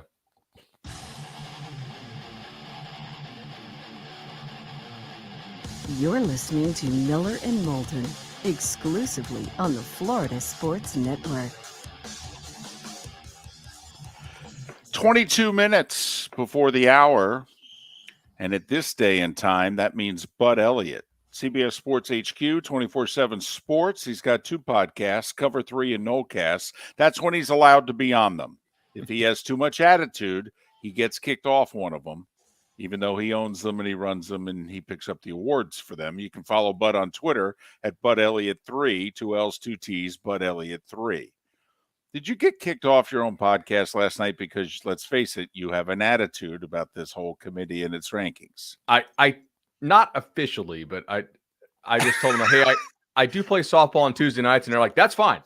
Like we just go play softball. That's cool. We don't need to run 4 wide in this segment. 3 wide on Cover 3 is just fine. But I do think that these rankings, for the most part, are fake week to week, and they're created to get higher ratings for the TV networks, ultimately, including the one that owns the ranking show. So, like, I don't find any consistency in these rankings week to week. The explanations that are given are contradictory on their face, literally compared to what the guy said last week and then what he said the week prior.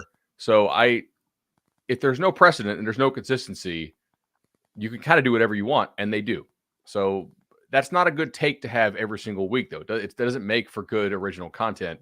We kind of have to pretend that we can find meaning in these. So I've worked on it. I do have some takes about deriving meaning from these rankings now. Well, I will say, Bud, you would have loved the show last night because the first basketball game went to double overtime. So they literally had to jam this. I mean, they had to jam this thing in so fast. It was almost uncomfortable. And for a guy like you who hates that show, and it is totally a made-for-TV show. And hey, we're going to throw 2 great basketball games around it. We'll put this nice show in the middle. And they gave them 15 minutes and said, fly, boys, get it over with in a hurry. That's genius. You get people to watch college basketball in the second week in November, right? Like that's pretty smart marketing by ESPN there. I actually did join our Cover 3 reaction show from my porch right when I got home from softball. Lighting out there was terrible. I looked like the smoking man in the X-Files with the conspiracy theory over here. just dropping the straight dope on these rankings with terrible lighting. Did you stay in uniform? Yes. Yeah. Oh, great. That's fantastic. Listen, humor me. I'm going to get to the end. You only care about the end. I'll get to the end. Your gut reaction, if you had to choose, Georgia goes 12-0. They get beat by LSU in the SEC title game. Obviously, we'll have a winner between Ohio State and Michigan. TCU runs the table. Okay. We are assuming Georgia's in if they get to Atlanta 12-0. Maybe not, but we're assuming they are. So we'd have Georgia, the Big Ten champ who's undefeated, in TCU. In theory, doesn't this come down to SEC champion LSU at 11-2, Pac-12 champion USC, who would have to beat UCLA, Notre Dame, and then in the Pac-12 title game to get to 12-1. If it came down to LSU and USC, last night the committee put LSU ahead of USC. Would you? I think that if USC runs the table, it would get in over a 2-loss SEC champion LSU. The committee seems to like Notre Dame, and it does seem to like the upcoming opponents for USC. So I think that they would pick USC. They do put in, 2 teams from a conference pretty frequently, but I don't know that they love to have to do that because it does make the other commissioners pretty ticked off. It's why I never buy into the idea that 3 teams from one league are going to go. There's just politics come into play. And Mark, the committee could fall back on, hey, we did this 6 years ago when 2-loss Penn State won the Big Ten, okay, and they beat Ohio State, but we put in Ohio State instead. They did leave out a 2-loss conference champion of the Big Ten. Well, let me get to that scenario then, Bud. Let's just say USC loses in the final case and LSU beats Georgia. Does LSU automatically get it ahead of Tennessee? I don't think so. I played some Tennessee minus 120 to make the playoff last week. I made it like minus 300. I think if Tennessee doesn't lose, they're in, personally. There are very few scenarios in which I think Tennessee is out. LSU beating Georgia, USC running the table, and TCU running the table that is likely a scenario in which Tennessee is out. But I mean, let's just call it a coin flip for USC on those next 3, right? Like you got to figure they're at least 8-1 right now to finish with only 1 loss. TCU has sort of 2 remaining coin flip games, if you will, and they have a 1 remaining game as well on the slate, which is not just a total gimme. So it's not likely, but I think Tennessee is sitting pretty, guys. It seems to me, and don't know if the two of you agree, and we're talking with Bud Elliott, follow him on Twitter at BudElliott3, that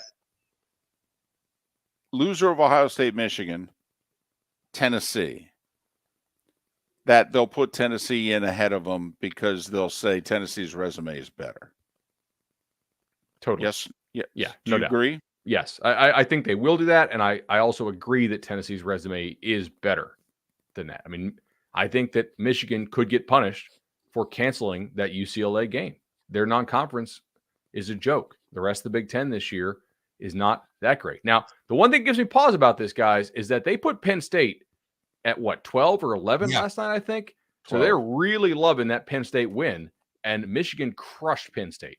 So they could say, well, they did show dominance here. They haven't played a whole lot of close games, but I still think Tennessee is going to have the better resume overall. What if Michigan were to beat Ohio State? Ohio State would have beaten Notre Dame. Does the Ohio State name carry more weight than if it goes that scenario? Now, they would have lost at home, but Ohio State or Tennessee?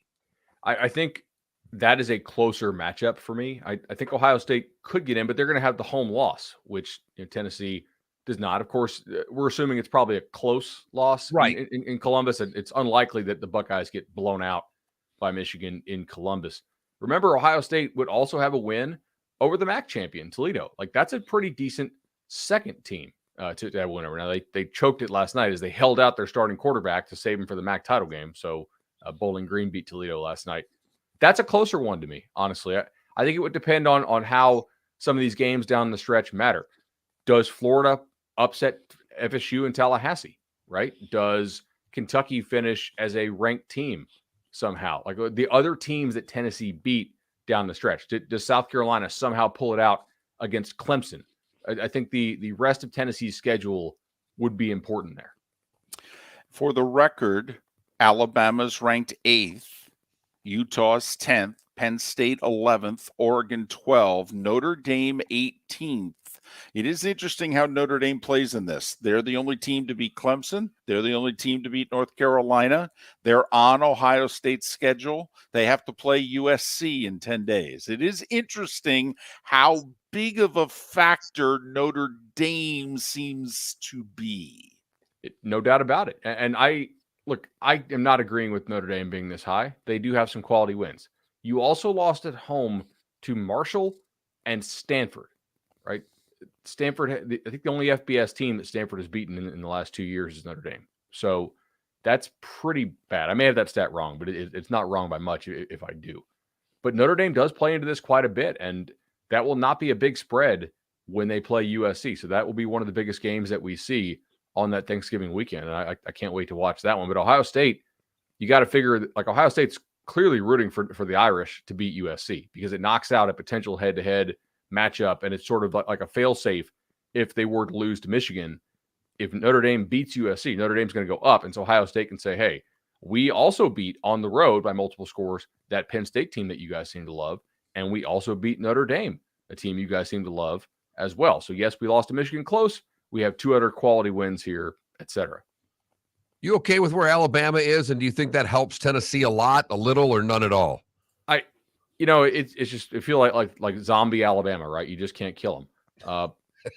I do feel that they're maybe a little bit high because they are 2 plays away from being undefeated. But they're also like 3 plays away, I think, from having 5 losses. So they don't seem like the same caliber of opponent to me. And close losses against Alabama were also propping up teams for quite a while this year. Like look at what they did with Texas for losing, close at home to Alabama. I think it's just kind of infecting power ratings across the country right now. I've had to manually move down Texas last week before the TCU game. It's like, how much weight is this carrying in this formula that they played Alabama close? And Alabama's priors are just so damn good. And those are priors in the model. Those are priors in our mind, right? We just inherently think Alabama is really good. They do still have good players, but chemistry wise, I don't think they're there this year. If you want to put them 8, fine. If you want to put them 12, that's fine. Somewhere in that range is probably appropriate. On a neutral field, they'd still be favored overall, but just a very, very few teams. How good is Florida State right now? I mean, they've just held back-to-back opponents to 3 points. They have, right now, maybe the best running back in the country, quite frankly, in the last month. They've got a quarterback who's the semifinalist for the O'Brien Award. I mean, is this the best Florida State has been since maybe 2015? Yes, no doubt about it. Now, look, there's a couple things to parse here. When they lost 3 games in October, I came on the show and said, if they don't have their studs, they're not that good. And their studs are out. They had the unfortunate injury luck of losing their best guys when they had to play the toughest 3-game stretch on their schedule. Well, now those dudes are back, and the teams that they've been playing recently are not healthy, right? They are you're getting fully healthy Florida State with good chemistry against Miami, Syracuse, and Georgia Tech, all of which have seeming some internal issues or real injury problems, especially at the quarterback position. And Norvell has these guys just out for blood every week, man. They're just a kind of a killing machine right now, especially in Vegas. And they are a good football team right now. The one weakness on this team, in my opinion, is the pass coverage. And I don't know that they're going to see a good passing game the rest of the year unless they get, like a Washington in a bowl game, because Florida is more of a run-first team. Obviously, they have Louisiana this weekend. They've faced 3 awful passing offenses in the last 3 weeks, given who was actually on the field for those schools. So if you can't throw it with precision against this Knowles team, you're in trouble because they're going to score points on almost everybody. I know we'll talk more about it next week, but this is really setting up for the first time. Florida State, for the first time in a while, has some juice. It's a different kind of juice. It's not for playing for who's going to go play for a national title, but from a recruiting standpoint, from a development of where the program is, this game has more juice than it's had in quite a while, bud. It does. And for the recruiting standpoint, this is one of the reasons why I don't like the early signing period, because most kids' minds for this cycle are already made up. The visits happen now in the spring and summer. Very few kids make the decision based on this game that is coming up in 2 weeks, for the signing day that's coming up in 1 month. But for the transfer portal, for image, for just kind of PR, this game's important. And I think it's more important that Florida State wins this than Florida, because if Florida loses, okay, it's on the road, it's year 1 under Billy Napier, it's an excuse. I think Florida has more to gain. Florida State has more to lose, right? If Florida State wins, cool, it's expected. They're favored. You're in year 3 or 4 of Mike Norvell here. I should probably know that now. My mind this morning's kind of scrambled. Apologies. But they should win the ball game. I think Florida will be an interesting test, because the last 3 weeks, Florida has looked good, but they've also beaten teams that are just kind of falling apart. South Carolina has looked like garbage the last 2 weeks. That they lost at home to Missouri. Texas A&M. What was the other team they just beat recently? There was 3 in a row that they've taken down, and now they're going to go play Vanderbilt. So is Florida's improvement real? I don't know. I still don't trust that defense. All right, we got to go rapid fire here. We're pressed for time. Michigan's nearly a 3-touchdown favorite at home against Illinois. Ohio State's nearly a 4-touchdown favorite on the road at Maryland. All right, if by chance they're both caught looking ahead, which one's more vulnerable, to Michigan or Ohio State? I think Michigan, because I don't like the game script when they have to play from behind. And Illinois has a more legitimate defense than Maryland does. and we have 2 games in which it's ranked teams playing one another. They're both in the Pac-12. USC at UCLA, it's going to be sold out. Apparently, USC only got 6,000 tickets. Ooh. Okay. All right. So this game really comes down to who is healthy on defense. Both teams have key guys out. I think the guys on USC's defense matter more. So Gentry and Goforth and those dudes that really make that defense go. USC's defense is really thin. You got to think Chip Kelly's been scheming up for this one like crazy, just like Riley's been scheming up for this one like crazy. I would expect a lot of points here. I mean, both these dudes are really sharp offensive minds. They've had a couple weeks and a couple cupcakes to work on it. Now UCLA kind of got a little fat and happy on their cupcake and lost to Arizona last week. I'm not downgrading them that much as long as they have their guys back in the lineup. I think they can run the football on USC pretty successfully. And USC's defense actually still rates worse than UCLA for me. UCLA, a home dog. They're getting 2.5 in this one. The other game, by the way, is Utah and Oregon, 10 against 12. Bud Elliott, CBS Sports HQ, 24/7 Sports, the Cover 3 podcast when he's allowed, and Nolecast. Follow him on Twitter at Bud Elliott, 2 L's, 2 T's, Bud Elliott 3, Bud Elliott 3. Bud, all the best. Guys, appreciate it. Thank you. Miller and Moulton. We will switch gears and go golfing. Ron Sirak to talk a little Live Tour versus the PGA and the CME coming to Naples, all on the other side. Seth Everett to join us in around 40 minutes time as well. We thank you for listening to Miller and Moulton. Where else but right here on the Florida Sports Network.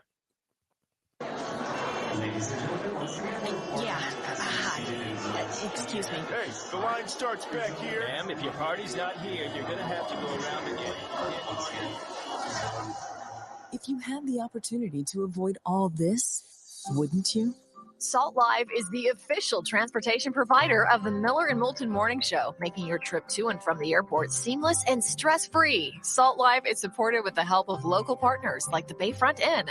Gather your family and friends and enjoy a leisurely day on the water with a pontoon or deck boat. If you prefer to explore the waterways without a motor, the Bayfront has canoes, standboards, and kayaks. At the end of your journey, enjoy lunch or dinner at the Bamboo Tropical Bar and Grill.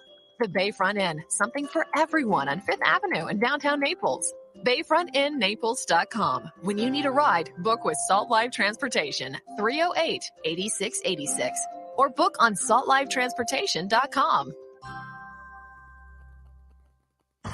Don't miss the Miami Dolphins watch party every Sunday at the Seaside Bar and Grill in Bonita Springs. Presented by Clutch Vodka. The Seaside will be serving Clutch Vodka drinks, including the awesome Bloody Mary bar at the Seaside. If you can't be at Hard Rock Stadium, come have fun at the best place in town to watch the Dolphins and enjoy the best, clean, crisp, smoothest vodka. That's Clutch with a K. Miami Dolphins parties every week at the Seaside Bar and Grill on Old 41 in Bonita Springs. Powered by Clutch Vodka. Mark Miller for SWFL Golf Carts or online, flgolfcarts.com. If you're looking for a golf cart, an e-bike, or an e-motorcycle, go visit Alex and the gang at SWFL Golf Carts. flgolfcarts.com online. Check out their whole inventory. If you're looking for a custom cart, they can take care of you. 2-seater, 4-seater, 6-seater, they've got you covered. E-bikes, nobody better for value and service. E-motorcycles, check them out. Again, flgolfcarts.com. flgolfcarts.com. Miller and Moulton here for the Clutch Vodka Play of the Day. Mark, remember Nick Charles, Fred Hickman, the CNN Play of the Day? Yeah, CNN did a nightly sports show. That was a while ago. Yes, it was. Just work with me. Everyone liked the pod, the Play of the Day. So how about we have the Clutch Vodka Play of the Day? Sounds good. Fun. Smooth. Like Clutch Vodka. Listen weekday mornings for the Clutch Vodka Play of the Day. That's Clutch with a K. David Moulton for Napa, Napa Auto Parts, and Napa Filters. Insist on Napa filters for your vehicles, or if you're a do-it-yourselfer, only buy Napa filters. Napa has a filter for almost anything on earth that moves, whether it's motorcycles, foreign and domestic cars, vans, SUVs, earth-moving equipment. You get the idea. Napa Auto Parts, Napa filters. Insist on them for your vehicles, or if you're a do-it-yourselfer, only buy Napa filters. You were listening to Miller and Moulton on the Florida Sports Network.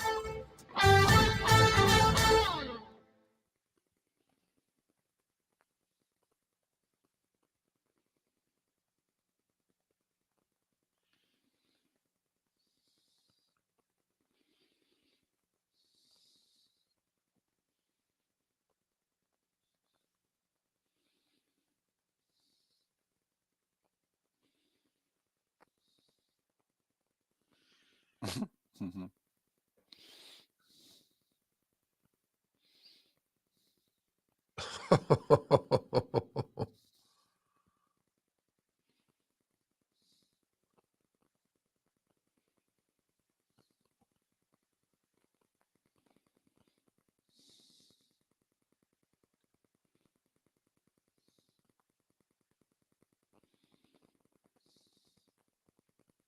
There'd be two better plays than that dunk. Wow.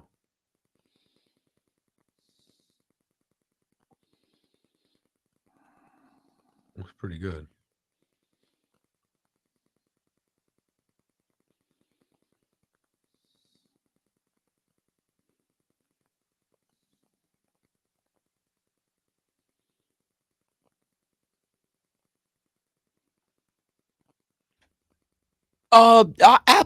Tyree Appleby. He played for Florida last year. Remember he hit that game winner in the Fort Myers tip-off?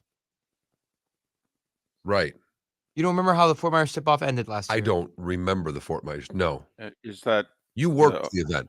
Yeah. That would require us to have having paid attention to it. Well, yeah. Watched it. But it ended on like a 35-foot buzzer-beating three by that kid, Tyree Appleby. And he's on Wake Forest now. There you go. What time was the launch? It was like 1:45, right?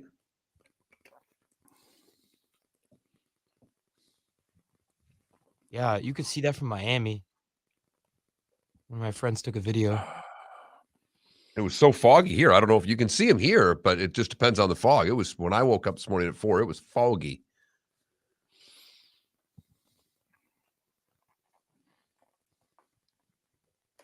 Were you guys, or you were probably... remember, you have to call Ron. So whatever you're going to do, just make sure Ron's on. I got you.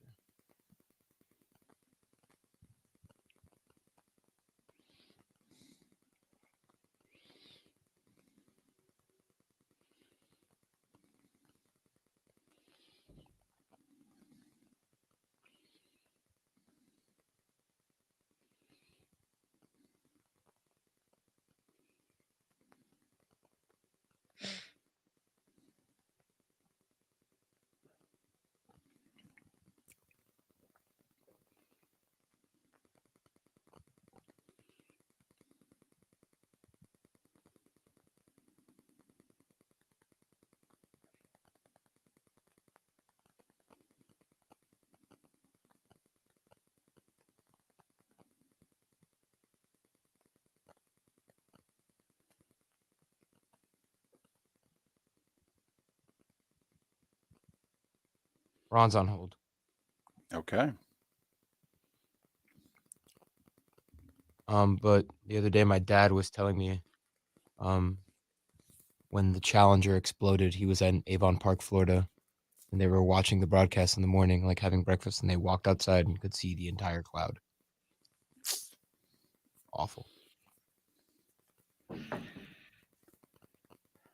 I had just gotten up. It was my last day of recess in between semesters at college.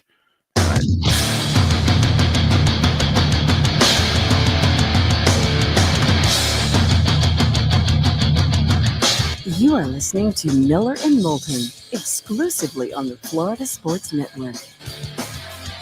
And now here's Mark Miller and David Moulton.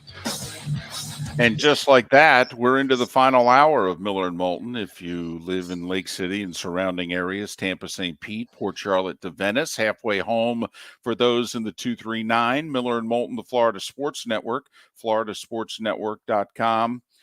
He is so darn good at what he has done for the last 40, 50 years. He has been honored by both the PGA and the LPGA with the highest awards that they can give.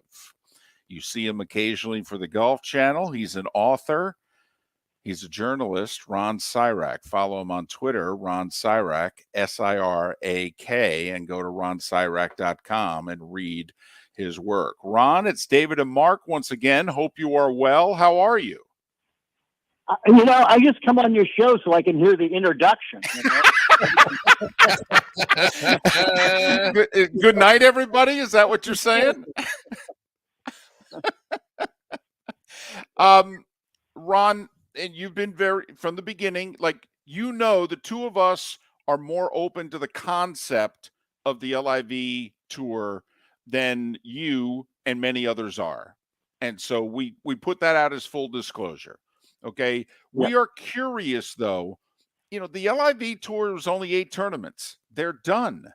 And seemingly they can't get the other side to shut up and stop talking about them. I mean, Ron, I kind of feel like, and we both do, that the PGA Tour is the candidate with a 30-point lead, 40-point lead in the polls that won't keep talking about their opponent. When is the campaign manager going to come in and go, shut up? Well, the one side that may have a 30-point lead on the poll, but the other side's got all the money. So, that's still a threat that's hanging out there. I've said at the very beginning, this comes down to 3 components. One's the money issue, which the PGA Tour's already lost that. They have 1.5 billion in revenue this year. The Public Investment Fund of Saudi Arabia has 650 billion. The moral issue is an individual choice thing. It all comes down to competition and how interesting will the competition be. And I have problem with no cut. I have problems with 48 player fields. I certainly have problems with shotgun starts. But we're not going to know how this plays out till next year. Decisions are made about the major championships and whether the LIV players are going to be able to get into them. World ranking points. There's still a lot to be decided on this. But I do think, I think the PGA Tour is concerned because of that money issue. It's tough to compete against an entity that doesn't need to make money to survive. They don't have to turn a profit. They can lose money. They're not in this to make money. They're in this for other reasons, and that's causes a problem for the PGA Tour. Yeah, when your business model's not profitability, it certainly changes everything. I would ask, when it comes to what is next for LIV Golf, for those that are open to it, and I was with someone last night that's a big golf fan and says to me, I watch tournaments every week, but I don't feel like going through the effort to find this. Do you think they're close on a media deal that would put them on some sort of network television? Well, certainly the way the landscape's changed on that, there's a lot of streaming options out there that could get their product in front of eyes, and I don't. There's nothing that I hear that suggests that they're close to working out anything. But you've got things like Netflix and Amazon and Hulu and all these other places that it could appear. So I wouldn't be surprised if something like that happens. But there's no question that that TV exposure is what grows a product. I've been saying for years, when people ask me what's the one single thing the LPGA needs to do to grow more than it is, they need network coverage on the weekends. They need those eyes of the casual sports fan to grow their product. That's what LIV needs. They need to figure out a way to get the product in front of more eyes. By the way, do you think the PGA Tour should maybe take a little bit more of an interest in the LPGA Tour and help it? Because the LIV is toying with the idea of maybe sitting down with the LPGA Tour and trying to put some money towards women's golf. And we all know why they would do it. It would be strictly PR. But the women have been pretty honest in saying, listen, we don't play for the kinds of money that, if the LIV were to call us and want to throw some money our way, we would have to take the meeting and listen to them. Do you think that now the PGA Tour, which has resisted helping the LPGA Tour, taking it even under its umbrella, do you think the LIV could force that?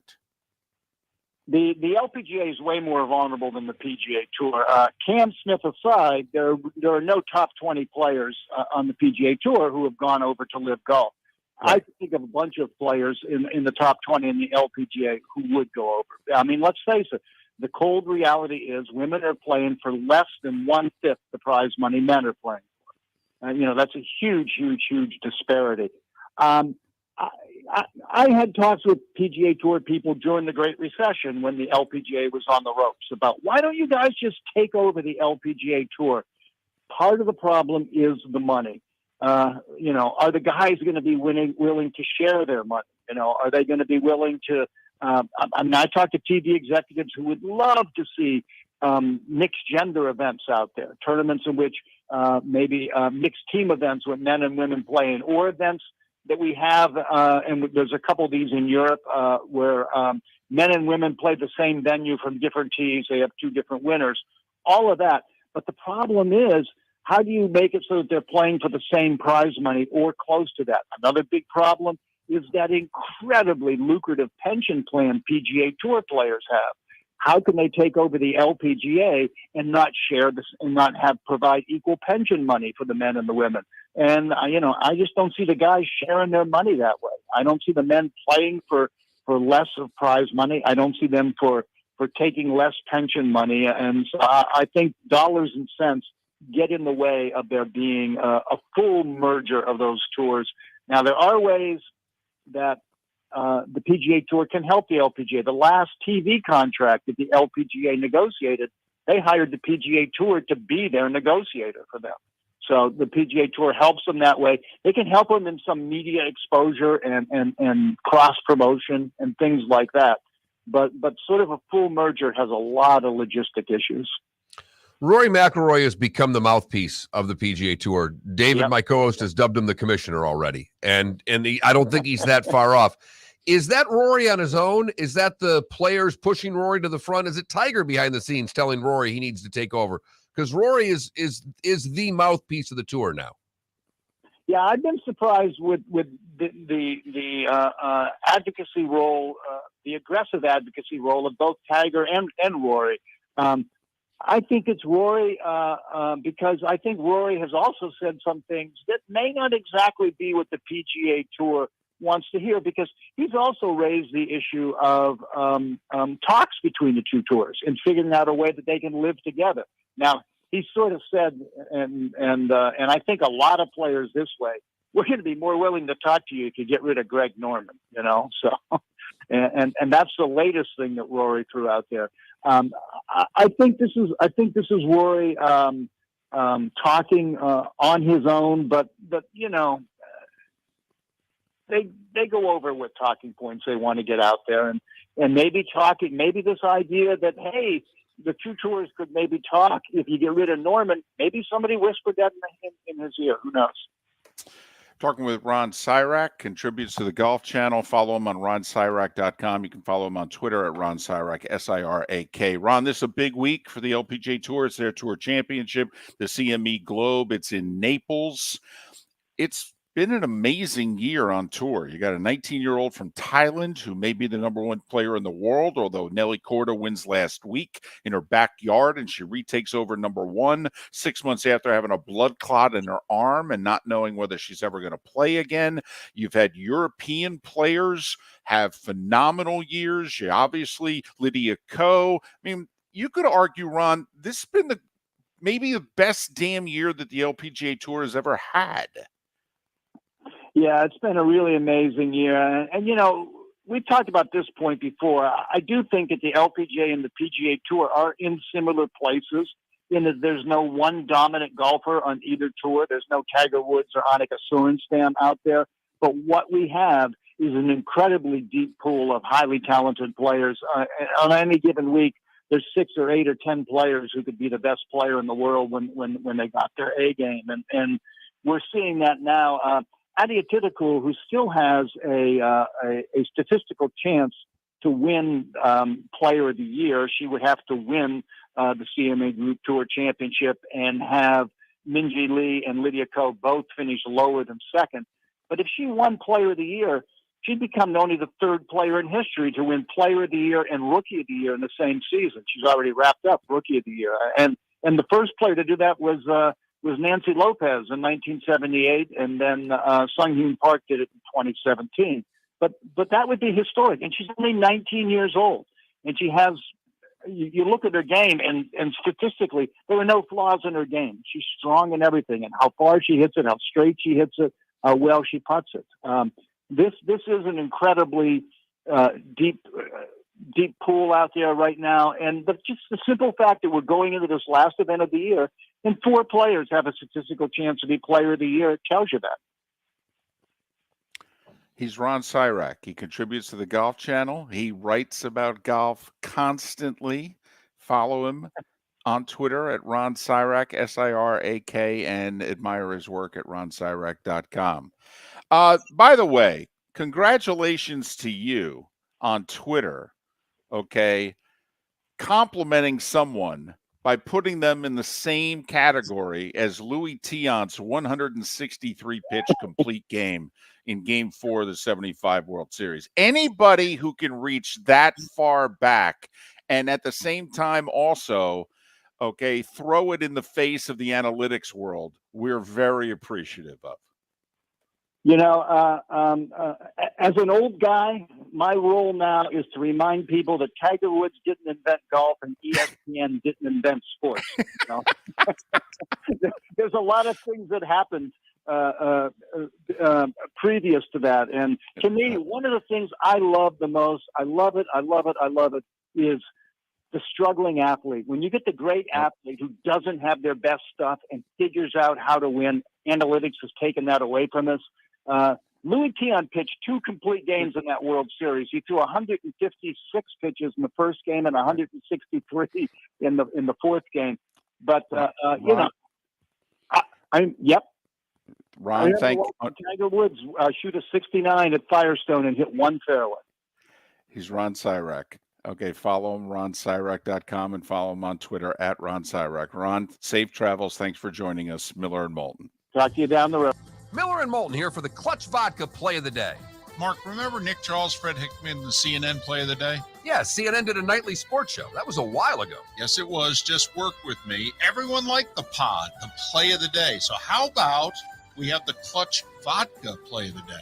Sounds good. Fun. Smooth. Like Clutch Vodka. Listen weekday mornings for the Clutch Vodka Play of the Day. That's Clutch with a K. Ladies and gentlemen, once again.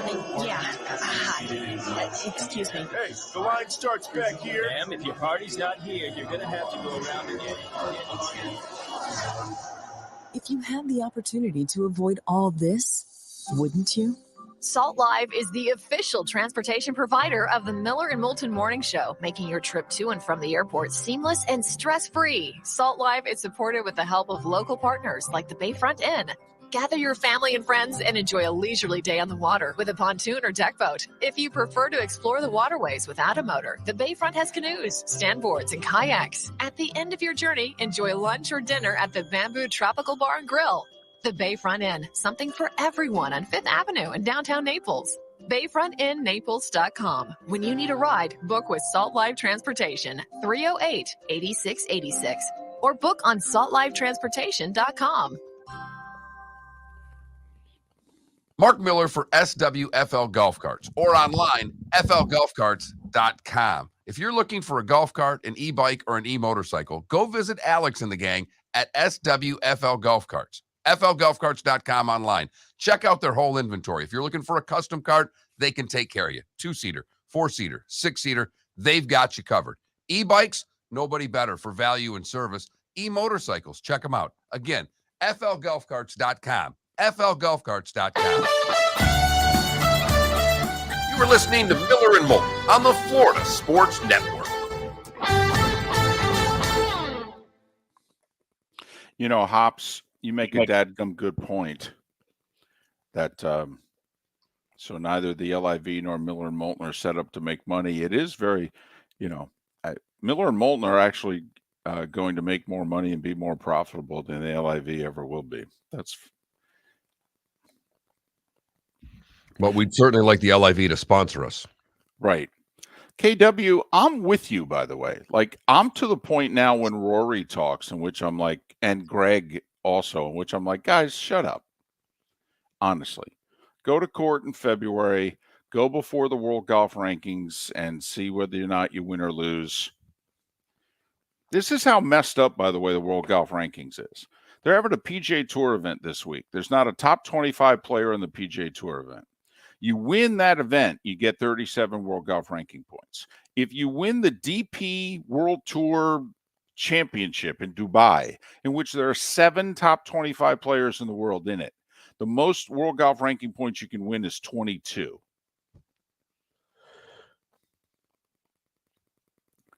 So it's set up in which basically they favor full field events versus the quality of the field. Correct.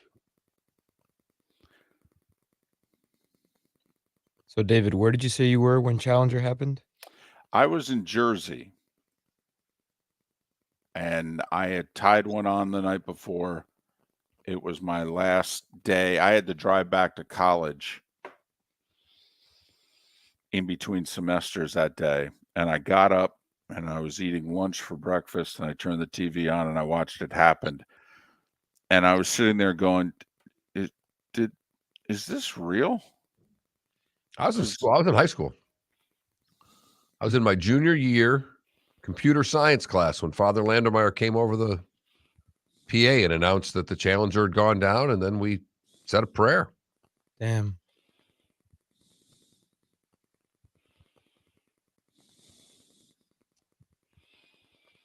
Yeah. It's actually one of the few times when someone says, "Where were you?" I know exactly where I was. Mm-hmm. Imagine seeing that, especially from so far away. Like, and he said that he could clearly see like the two separate leg booster clouds they created. Johnny Mac, I'm with you. I actually like the shotgun start for television because everybody's playing at the same time. All right, the one thing I will say, by Sunday, whenever their final round is, they have to put the leaders teeing off on one. Yeah, well, you can't really do that, but they. What do you?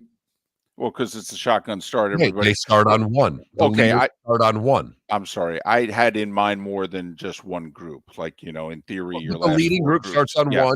That's how you'd have to do it. Yes, I agree.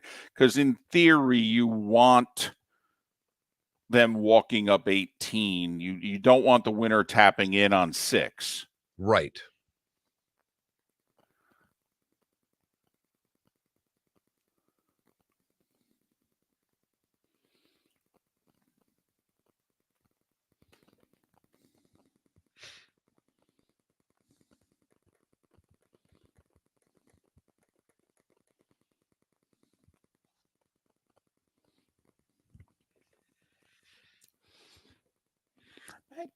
I'm actually curious how golf fans going to feel about CBS and NBC this year. No Faldo on CBS. You're going to get Trevor Immelman as the voice of CBS Golf. And then whoever it is at NBC is going to replace Maltby. And Maltby had a big role. He always hit the final group. And they went down to him for every shot. Even though there were times when Maltby was sitting in a golf cart smoking a heater 2 holes away. 30 seconds. No less than that. 20 seconds. Louis Tion, Mark, we did a couple of cigar shows with him downtown Fort Myers at the cigar bar. Here we go.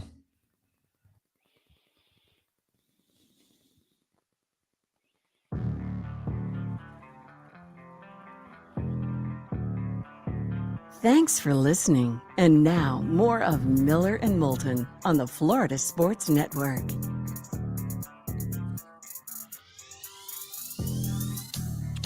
"21 minutes past the hour. Miller and Moulton, Florida Sports Network, floridasportsnetwork.com. Seth Everett to join us coming up in a little less than 20 minutes. He should be in a great mood. His favorite hockey team, which is probably his favorite team. Oh, I don't think there's any question. It's far and away his favorite team. Well, I just didn't know if it outranked Syracuse. He's pretty loyal to his alma mater and all that. And so, the football team's lost, 3 in a row or 4 in a row, something like that. The basketball team got beat at home by 12 by Colgate last night. And I think he's oblivious to all of that because his hockey team's won 10 in a row. So Seth coming up in a little less than 20 minutes. Do you have any thoughts about what the College Football Playoff Committee did yesterday? LSU ahead of USC. They're up to 6 now. 6. I had a problem with where Alabama was ranked. They were ranked too high to me, and I know why. Yeah. Okay. Clemson should have been ahead of them. Clemson is 9. When you start running through the ranked teams that Alabama beat, let me know. Versus what Clemson's done this year. I think Clemson's had better wins. And they have one less loss. I think it's that, So that is my one little problem. I'm not surprised they have LSU ahead of USC because, well, it just means more. Well, also clearly they're showing their love for the SEC. They've got 4 ranked in the top 8.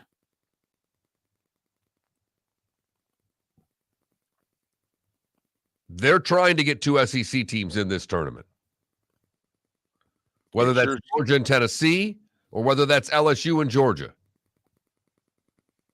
I thought that they told us that they're going to make every effort to give us 2 SEC teams in this 4-team tournament. It's funny, I'm not hearing a whole lot from Big Ten fan.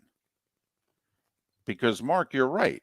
I mean, this is obvious. This is, you can see this accident coming. It's on the other side of the road, but it's a long stretch of highway that's straight, and you can see the accident coming. And the whole way you're going, wow, this doesn't look good. Man, he's got to get out of the way. Uh-oh. Does anybody not see that guy's merging into traffic right there? Right. Does that guy know he's got to pull over? Right. I mean, you could see this thing coming. And is Big Ten fan going to be okay with Tennessee getting in at 11-1 and loser of Ohio State, Michigan not getting in at 11-1? See, and you know this, but SEC fan still, even though they're the most dominant conference, still plays this SEC against the world game. Right. Big Ten fan hates Ohio State. No, they do, David. I don't know what to tell you. Nobody likes them.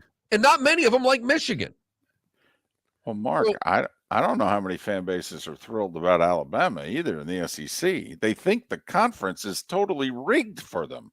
They think Birmingham actually takes their marching orders from Tuscaloosa. But at least in the SEC right now, you've got Georgia, Tennessee, and LSU, all with a shot to get in this playoff. And you have Michigan and Ohio State that the winner has a great shot to get in. You have a Big Ten West right now with a 4-way tie for first place at 4-3 for crying out loud? I figured out the tiebreakers, though, too. If Purdue wins out, they win the title. I don't think so. I thought it's Iowa. I thought really? Because when the percentages came up, Purdue's got the best chance to win this whole thing. Well, I think it's because Purdue plays 2 lousy teams to end the year. I think they play the 2 last place teams. They play Northwestern and Indiana. And so the thought is Purdue's going to win out. Okay. But Purdue's already beaten Illinois, and they've already beaten Minnesota, but they lost to Iowa. And Iowa's going to play Minnesota this week. My understanding, Mark, is that Purdue needs Minnesota to beat Iowa. Gotcha. That if Purdue, because obviously it's like Ohio State, Michigan, Iowa and Minnesota are going to play. The loser's obviously out. If Purdue ends up tied with Minnesota, they beat them head to head. And also Illinois is tied with them, but they're playing at Michigan this week. Right. And so the assumption is they're going to lose and they're going to be out. So Purdue is going to end up tied with, in theory, the winner of Iowa, Minnesota. Well, they lose the head-to-head to Iowa because they lost to them. They win the head-to-head to Minnesota because they beat them. Gotcha. So that's why the odds are Purdue is in their favor because of the remaining schedule. But I believe if Iowa wins out, they're going to go. How ironic is that going to be?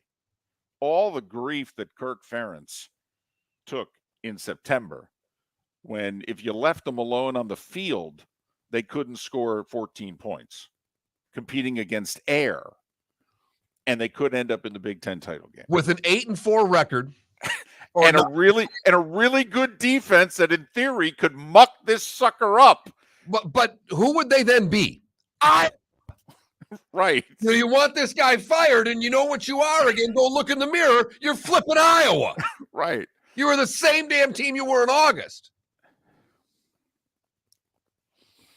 And DC points out Iowa needs Illinois to lose to Michigan too. Well, yeah, the assumption is it's a 3-touchdown dog on the road. They're going to lose. So, but anyway, so that, Mark, believe me, that was a whole layover. I was sitting there, I had schedules out, figuring out the Big Ten West. You would have been proud of me. At least I thought you would have. I said, this may come up on the show. We may need this. Unbelievable. What a debacle the Big Ten West is again. This is advocating for no divisions. It really is. And I know you'd end up with Michigan and Ohio State playing each other again. I don't know what to tell you. You really want to see Ohio State play Iowa? And I know I keep bringing this up, but don't you think the committee, the two things they don't want to do, even though they're setting it up for it to happen. A, worst case scenario, 2 SEC, 2 Big Ten.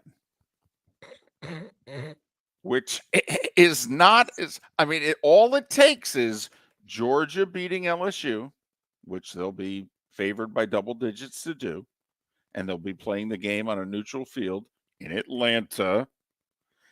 It means TCU doesn't win out. 2 of their final 3 games are going to be very challenging. And it means that USC can't run the table, and they're going to play 3 teams ranked in the top 20 all in a row. And they have 1 win against a ranked team this year. And they put Clemson far enough back and North Carolina even further back. Oh, my goodness. The loser of Ohio State, Michigan will clearly be ranked ahead of Clemson or North Carolina. And so, but if you're the committee, see, if you stick it to Clemson, then you put 2 in for the Big Ten, 2 in from the SEC, and you get angry phone calls from the other conferences. I'll say this, Mark, if they do that, we may have this 12-team playoff in 2024. Right. But the other thing is for the committee, because here's the other thing that would bother me if I'm Big Ten guy. Ohio State's been really good every year here for a long time. Michigan made the playoff last year. Tennessee, I know they're from the SEC and all that, but for goodness sakes, they haven't been good in 15 years. And you're going to give them the tiebreaker? What, because they beat an Alabama team that was 1 play better than Texas A&M? I mean, Michigan's, think about it, so it'll be interesting. You have to acknowledge, if they go with 11-1 Tennessee over the loser of Ohio State, Michigan, I mean, that will be a hell of a hair to split.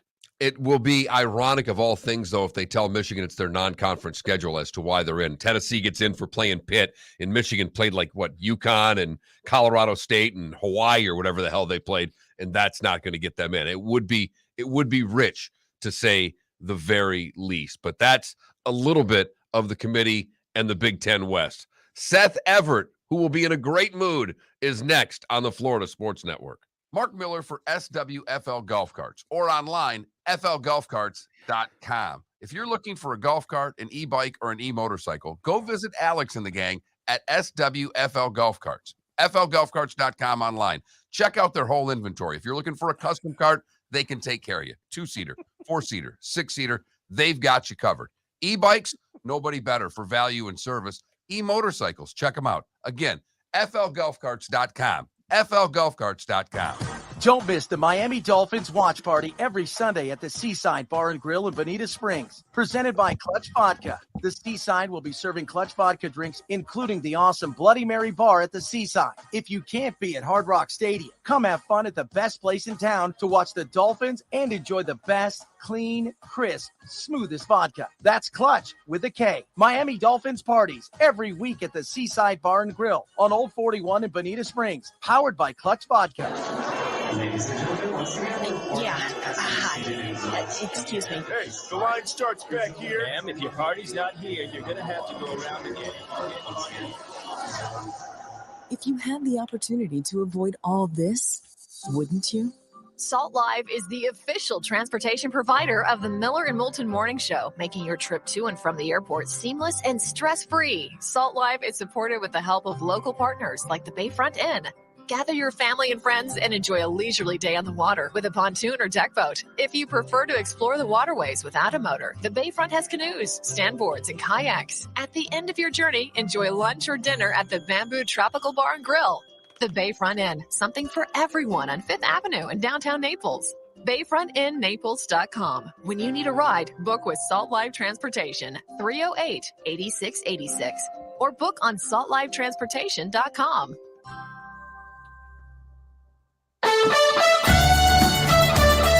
You were listening to Miller and Moulton on the Florida Sports Network.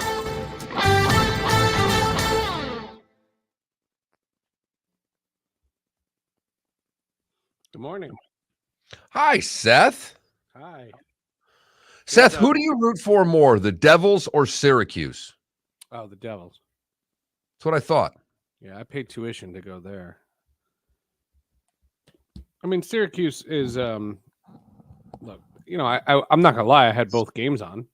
I'm loyal. I would have lost $1,000 that you're not in a Devils something. Honestly, I would have lost I'm stunned. Huge money. That's funny. You're not wearing Devils something. Yeah, but today. my wife has a big issue. She thinks this shirt is wrong. She thinks the logo is too high, that the logo should be here.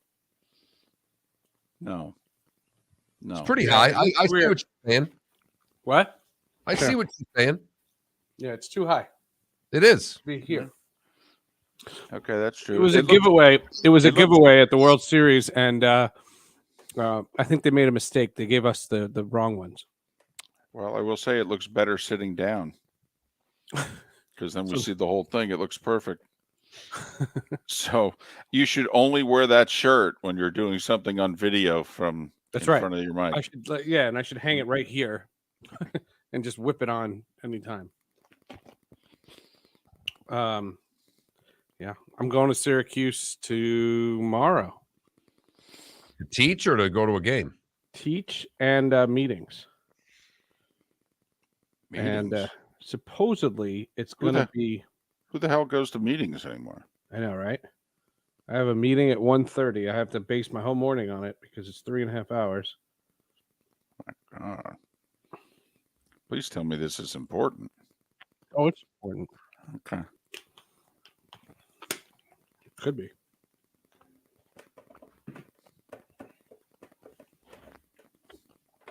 And I'm coming down to the Sunshine State. What the hell for? Alert the governor. Yeah. Boca. Boca. Boca for Thanksgiving or? No. I'm going. My family's going on the 24th of December. I'm going on the 26th. Gotcha. There's the kind lady that's going to watch our dog. She's like a Christmas person. There's a lot of those. Yeah, I hear. From what I hear, just ask my streaming services that have ads. And so I'm gonna take care of the dog until Monday morning, and then go.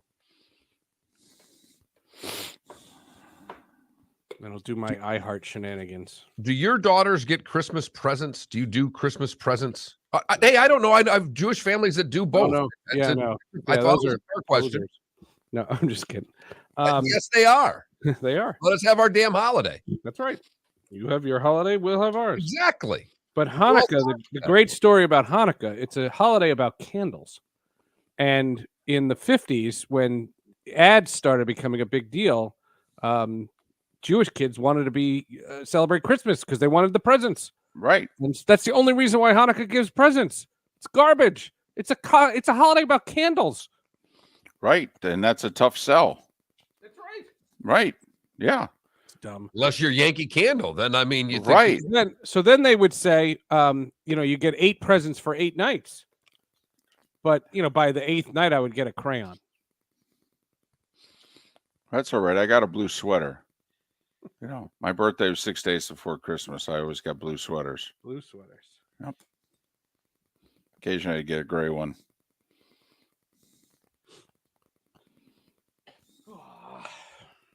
I thought that's an old bit. My mom used to do her tree on Christmas Eve, and she invited all her Jewish friends to come over and help decorate. It was their way to like participate in Christmas. Well, there was a flight for Christmas night at like 8:00, and I said to the lady, I said, "When does Christmas end?" She's like, "It's the whole day." And she said, "When the plane lands." 30 seconds. When does Christmas end? When does Christmas end? Jacksonville Airport had the Christmas tree up when I landed. Oh, our lights yesterday. are up in the. They put the lights up in the neighborhood yesterday. Oh, God. At the gate. Big tree, fully decorated and everything when you walk right in. 10 I'll seconds. do it the day after Thanksgiving. I'll sing, Seth. Here we go, guys.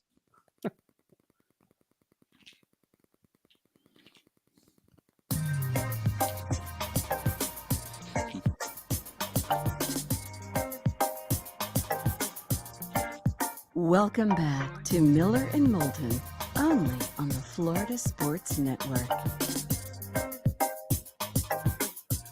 22 minutes before the hour. It's our final segment for those in Lake City and surrounding areas. Tampa, St. Pete, Port Charlotte to Venice.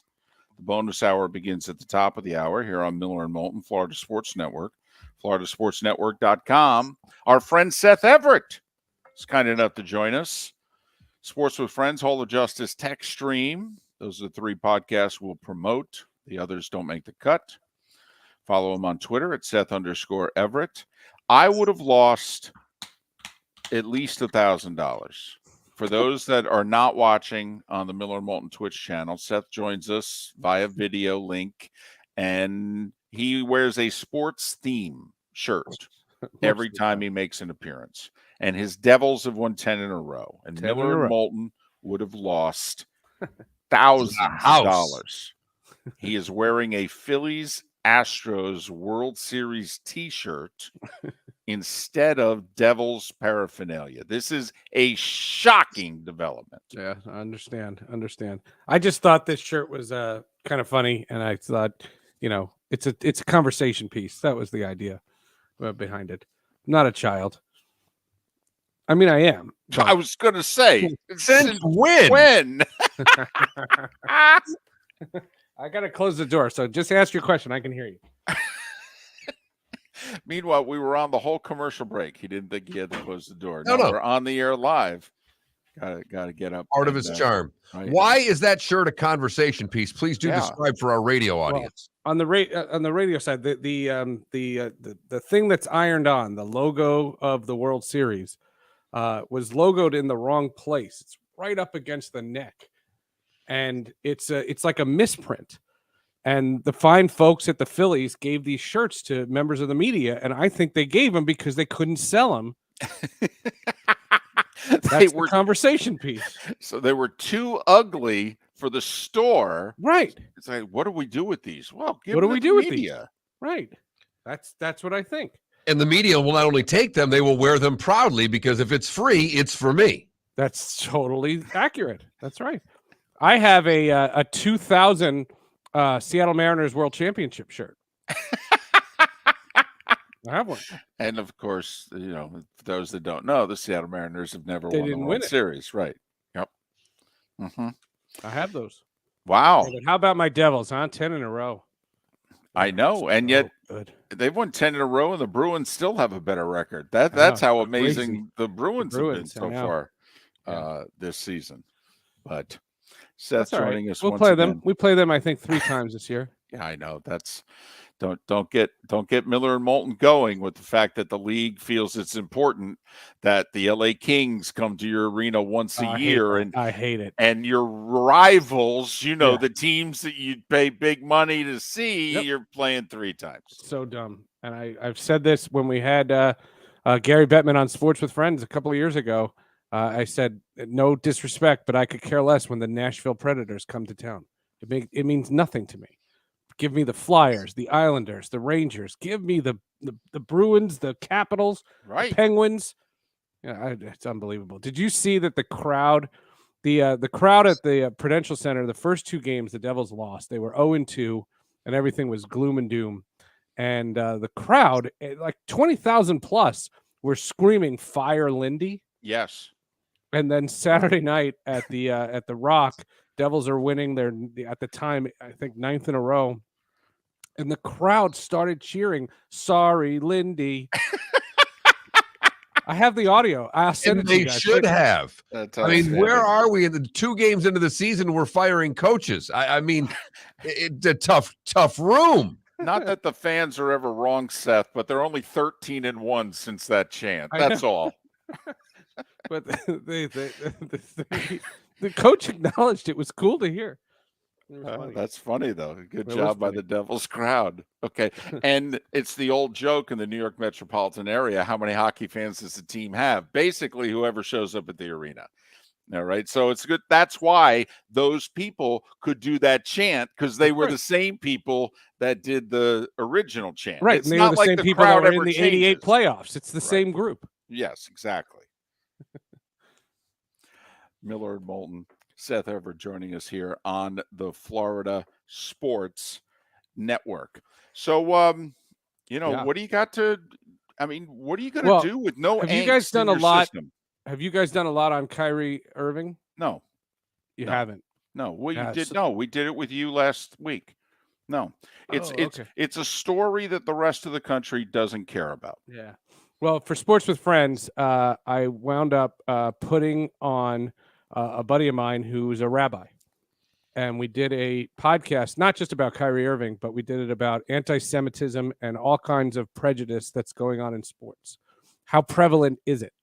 And if it's something that, comes to the forefront, we make a big deal about it, or some people make a big deal about it. We talk about Robert Sarver and Donald Sterling, and some Dan Snyder came up, and Roberto Osuna came up in the podcast. We talked about a lot of different topics, but the title of the podcast is Anti-Semitism in Sports, and I thought it was something that should be addressed. So it's a toe tapper. Okay, is what you're saying. What do you mean? It's a real toe tapper. It's just, it's upbeat. It's got a, it's a Upbeat, real happy, toe you tapper. know what I mean. That's what a But toe it's Sports tapper with means. Friends, so it's jovial. Oh, I'm very okay. jolly. Oh, okay. A jovial anti-Semitism episode of Sports with Friends. Wow. Yeah. Congratulations. That's No, well I don't done. think it's a hard listen. I went over it last night, putting it together, and I think it's pretty insightful. The guy's really smart. Well, what are the biggest issues? Are there bigger issues than Kyrie Irving? Is this something that we is addressed? prevalent? We addressed this cancel culture garbage, and this idea that Kyrie should be banned for life is nonsense. And what David Weisberg said, my guest said, that the biggest thing that you can want is turn this into a teaching moment, and if you can, get the proper message out, that he would welcome him with open arms. He's talked to the Anti-Defamation League, and there's all kinds of folks. I think the Nets just don't want him anymore. And that's when the Roberto Osuna came up, because if you remember, Roberto Osuna is not apples to apples comparison, but he was involved in an abuse allegation. He was suspended by by baseball, and the Blue Jays owner came out and said he'll never wear our uniform again. And the Astros in 2017, these were the scumbag cheating Astros, but the Astros said, "Oh, we'll take him," and they took him for like a song. Right. And he was their either eighth Right. or ninth inning guy, depending on the situation. And he did So- help them Right. win the World Series. So could you see the same parallel? It's not the same allegation. It's not the same crime, but it's a scenario where could you see another team say, "We'll take the controversy. We don't care.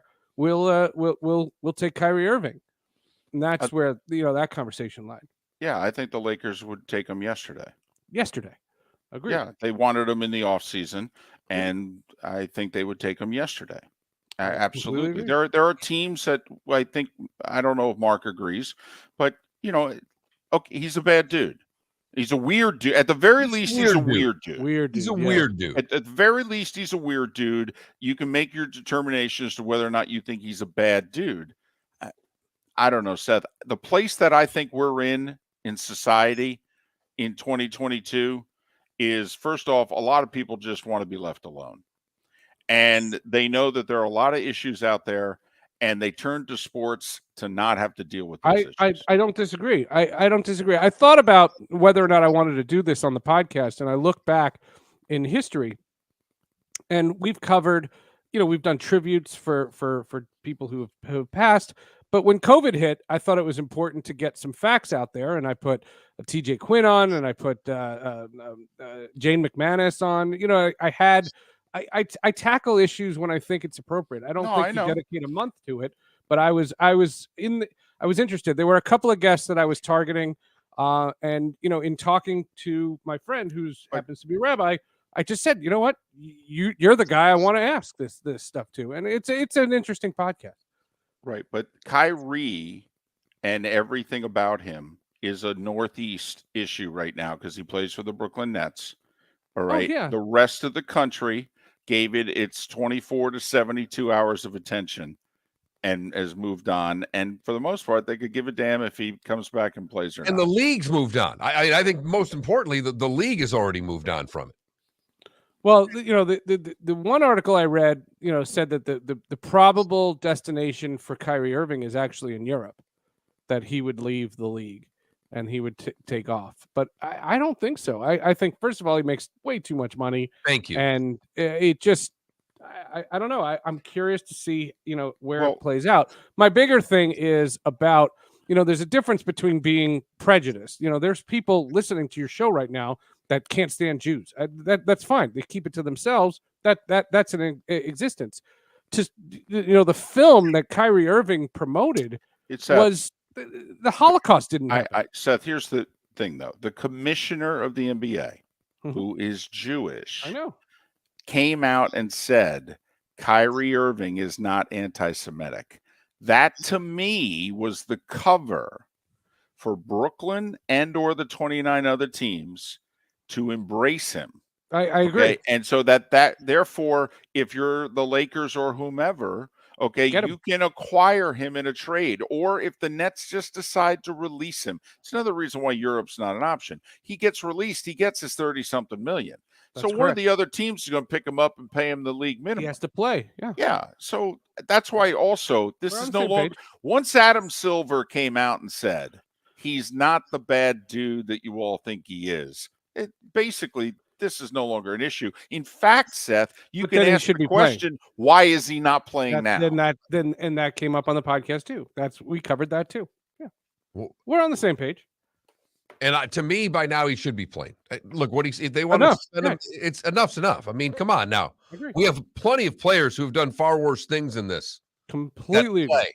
At some point, we have to move on. And I don't think there were a lot.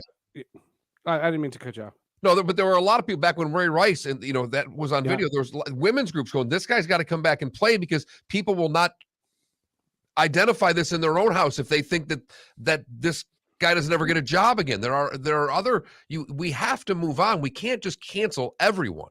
I agree, but I also didn't want the Cleveland Browns trading for Deshaun Watson. I'm not saying he can't play again. I wouldn't want him. If I'm a fan of that team, I wouldn't want him. Yeah, but Seth, that's kind of like we all rail that Congress sucks and we continue to reelect ours. No, I get it. Sir, I mean that's basically, it's like, I don't want Deshaun Watson on my team, but I think he should be able to play in the league. Well, it only takes 30 other I used to people think that about the way you do. I used to think that about Aroldis Chapman and all these other guys. I in my estimation, as a fan, I wouldn't want them on my team. I wouldn't want the Devils to go out and get a known bigot. If a guy comes out, and I don't care how good he is, if he's that kind of jerk, I don't want him on my team. That doesn't mean I want him banned from the league. What about, though, if the season continues the way it is at the trade deadline? Okay. I mean, what if the known bigot's a goalie and that's your only weakness? Well, no. Come on now. You know what I'm getting at. No, there's a buddy. Hold on 1 second. I'll take that and raise you. Mackenzie Blackwood was an anti-vaxxer for a long time. I was like, get rid of him. He stinks anyway. Yeah, well, it's easy to say because he couldn't stop the puck. If Kyrie Irving couldn't play a lick, this would have all been a lot easier. The fact that he can play is what matters. Of course. Right, but if Quick from the Kings becomes available and you could win a cup with him, and you find out he's a really bad dude, then we'll have this conversation again at the trade. That's right. Exactly. I'll deal. We can talk about it at the parade. Miller and Moulton worked with a guy, okay, and Mark's still in the same building with him right now, in which he was a diehard Yankee fan, and he acknowledged his biases about things, and he finally said, listen, Saddam Hussein can play left field for me if he hits 30 and drives in a $110, okay? I got you. Yeah. I got you. So, there you go. All right. All right, so we know what's on Sports with Friends. Hall of Justice and Text Stream. What do you got? Hall of Justice is Black Panther, Wakanda Forever, which a lot of people are gushing about, but there's a major flaw in it. It's a perfect tribute to the late, great Chadwick Boseman, but they did T'Challa, the character he played, really wrong. And in the first 2 minutes of the movie, I was infuriated. And I eviscerated that movie on Marvel did that character so wrong, they should have recast. All right, 30 seconds. Text stream is about FTX and the fallout and all the sports guys that invested in it, and why in the year and a half we've done Text stream, there's never been a good crypto story. Ooh, I like that one. That perked my ears up a little bit there. I like it. Sports with Friends, Hall of Justice, and Text Stream from Seth Everett. Follow him on Twitter at Seth_Everett. By the way, if the Devils lose between now and next Wednesday, you can't wear a Devil shirt next Wednesday. That's all I'm saying. Seth, thanks. Have a good day. Rule? That's it. There's a rule? Yeah. That's it. You didn't wear it today. Can't wear it next week. Miller and Moulton. Thanks for listening. Florida Sports Network. Golfers, are you bored of the same old driving range warm-up routine that's not getting you the results that you want on the course? Power up your golf swing by adding resistance bands to your range sessions with the Orange Whip Golf's Power Strap Kit. Featuring band attachments to your feet and hips, Power Strap resistance training will boost clubhead speed, increase power, improve flexibility, all with just a few swings. Buy a Power Strap Kit today. Go to orangewhipgolf.com and use code Miller10 to receive an additional 10% off the already great price of $119. David Moulton for Napa Auto Parts, and Napa Filters. Insist on Napa filters for your vehicles, or if you're a do-it-yourselfer, only buy Napa filters. Napa has a filter for almost anything on earth that moves, whether it's motorcycles, foreign and domestic cars, vans, SUVs, earth-moving equipment. You get the idea. Napa Auto Parts, Napa filters. Insist on them for your vehicles, or if you're a do-it-yourselfer, only buy Napa filters. Ladies and gentlemen, Hi.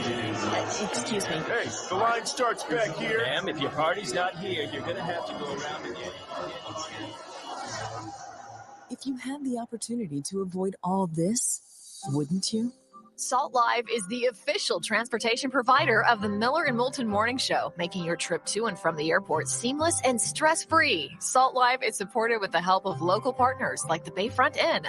Gather your family and friends and enjoy a leisurely day on the water with a pontoon or deck boat. If you prefer to explore the waterways without a motor, the Bayfront has canoes, standboards, and kayaks. At the end of your journey, enjoy lunch or dinner at the Bamboo Tropical Bar and Grill.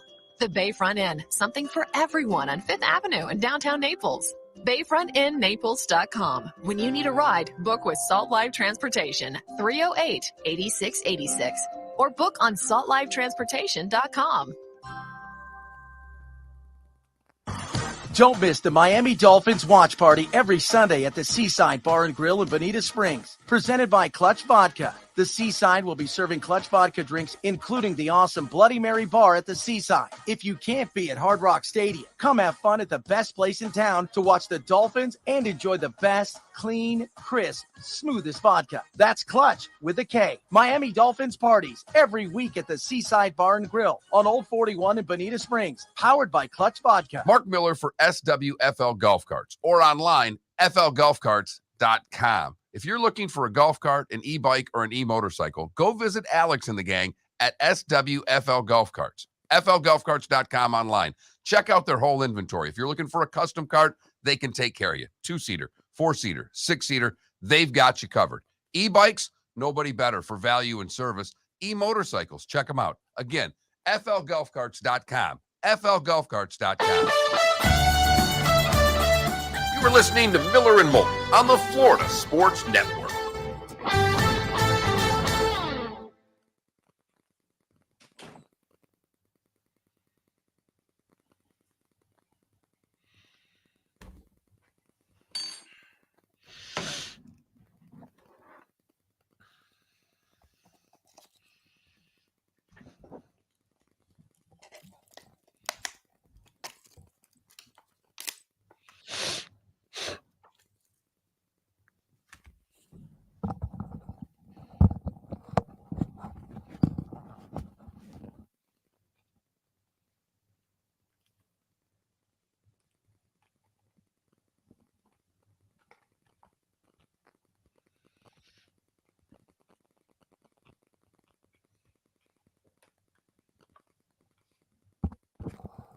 Mongo, I think the problem though today is, it's what we've talked about. Does everybody have to be fired? What's wrong with being suspended? What's wrong with being disciplined? That's what my thing is. Does everybody have to be canceled?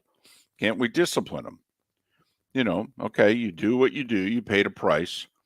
Like, I was thinking about him yesterday for whatever reason. Tom Brenneman. Tom Brenneman has certainly paid a huge price for his anti-gay comments on a hot mic, by the way. He didn't say them on the air. He said them during a commercial break. I mean, for goodness sakes, he lost. There's only like 5 people at Fox who did play-by-play of the NFL. He had one of those jobs. And he was one of, 5 people that did college football at Fox. He lost that job. He lost his play-by-play of the Reds job on television. There's 30 teams. I mean, he's paid a hell of a price. I think you should be able to hire Tom Brenneman again. Yogurt or ice cream? Macaroni salad.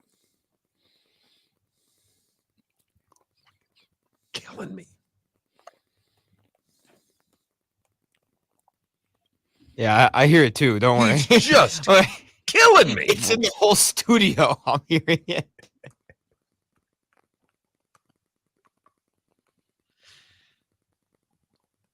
You know what? I'm gonna go to Publix and get that buffalo dip.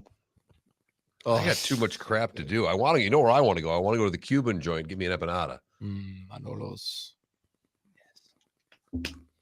Cuban food is so cheap, man. I've said this before. Why would you go to Starbucks? You just go there. Let's keep it that way. I don't need people having cafe con leche when I can be having it all to myself. What? I said it wrong, I'm sure. What'd you say? I'm sure I said it wrong. I'm white from Michigan. Yeah, really. Okay? And David is white from Jersey. I don't know what to tell you. Yeah. Empanadas, Ronald Acuna Jr. Whatever. Give me 3 of those. Do people know what I'm saying? Do they understand it? Yes. You've never been to a deli. You've never deli. Yes, I have. Give me a pound of that. Give me 3 of those. I've been to a deli. There's Spanish delis in Miami. Once again, we went to different delis.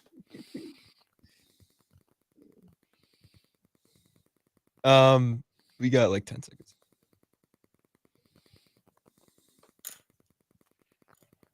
You didn't have to go there, Dead Streak.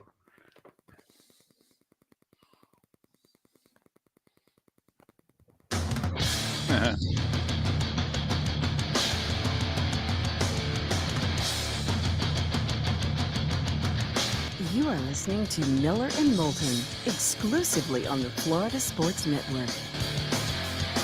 And now here's Mark Miller and David Moulton. It is the bonus hour of Miller and Moulton on this hump day. Let's get over it together, shall we? Florida Sports Network, floridasportsnetwork.com. Kicking around a bit, not a dominant topic or theme to the show today. A little bit of college football playoff committee rankings and where it is we think they're headed, but then again, they can change their mind, kind of like a parent, headed down a certain direction, then all of a sudden you decide, you know what? I'm going to head down this road. Why? Because I can. So there. That is the college football playoff committee. Yeah, exactly. I'm voting for this until I vote for that. And the reason that I give could be the direct opposite reason that I gave a week ago. And you know why?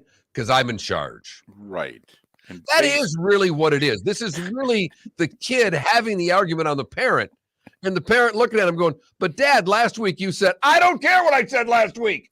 That was last week, son. All right. Things have changed. Well, what's changed?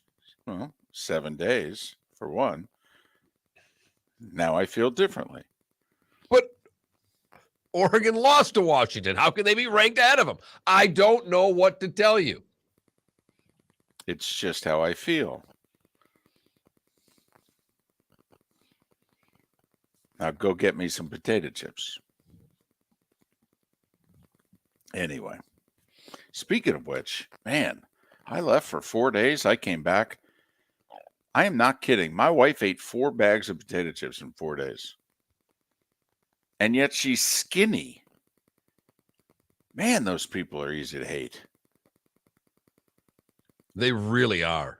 And I'm trying to occasionally sleep with her too, and I'm having trouble getting over the fact. I mean, you know, and I mean bags of potato chips, not the little, you know, you're standing by the counter and the little thing right there that's got 11 potato chips in it. You know, there's only 11 in it, and you still pay the, you know, $1.49 or $2.19 that it is now, and you get your 11 chips. Not that bag. No. I'm talking about luggage bag of potato chips. 4 of them. I asked her if she's pregnant. Please explain. All right. You are on a roll today. Because I'm going to let everybody in of what the Twitch chat room has realized throughout the show. I don't know what happened to Moulton. I've worked with David for a long, long time. We've been doing mornings together now for what? 5 years. 5 years. Yeah. Most of the time sitting next to one another. We've been apart in different times through COVID, and now David's in a different city. But regardless, because of video, we are essentially in the same room for the whole show. Yeah. David never, in the first 4 years, really had much to eat during the show. No. It was a big gulp glass, a plastic big gulp cup that he would fill with water. That was the main thing. He downed a lot of water. I'm not a breakfast I'm not in any type of health kick. I'm not dieting. Whatever. I'm fat. No, you're not. But Moulton has decided here in the last couple of weeks that he's become a breakfast person. And by a breakfast person, I mean someone that just eats in the morning, not breakfast foods. Right.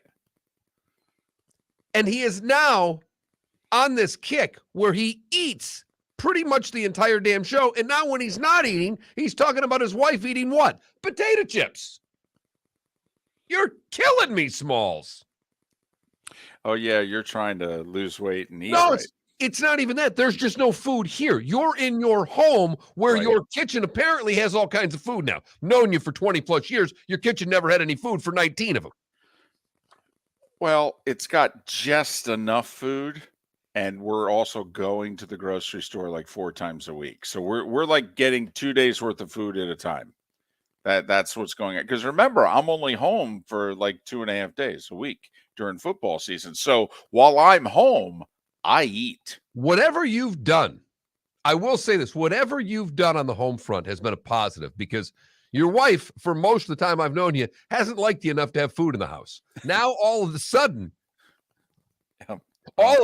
there's all kinds of snacks and things you like and things even you don't think she likes. I mean, whatever you've done in the last 6 months has worked, David. I've spent a lot of money, Mark. That's what I've done. I mean, let's just get right to this. This is basically, Mark, I was the Rays. I was the Marlins. You know what this is? This is the Marlins in 2012. We should get David Sampson on again. All right. The Marlins in 2012. Small budget, small market team, the whole deal. And then all of a sudden in 2012, remember, new stadium, much like I've got a new condo in a new city, new stadium. And what they do, they spent a bunch of money. You know, Reyes, Guillen, and now it failed miserably. And they got rid of Mark Burley. They got rid of like everybody that they purchased within like a year. And that could very well happen here too, Mark. I mean, she could get rid of me a year from now. I don't know. I mean, your food has food these days. I'm pretty impressed with what's going on in the Moulton kitchen. But I was the Marlins.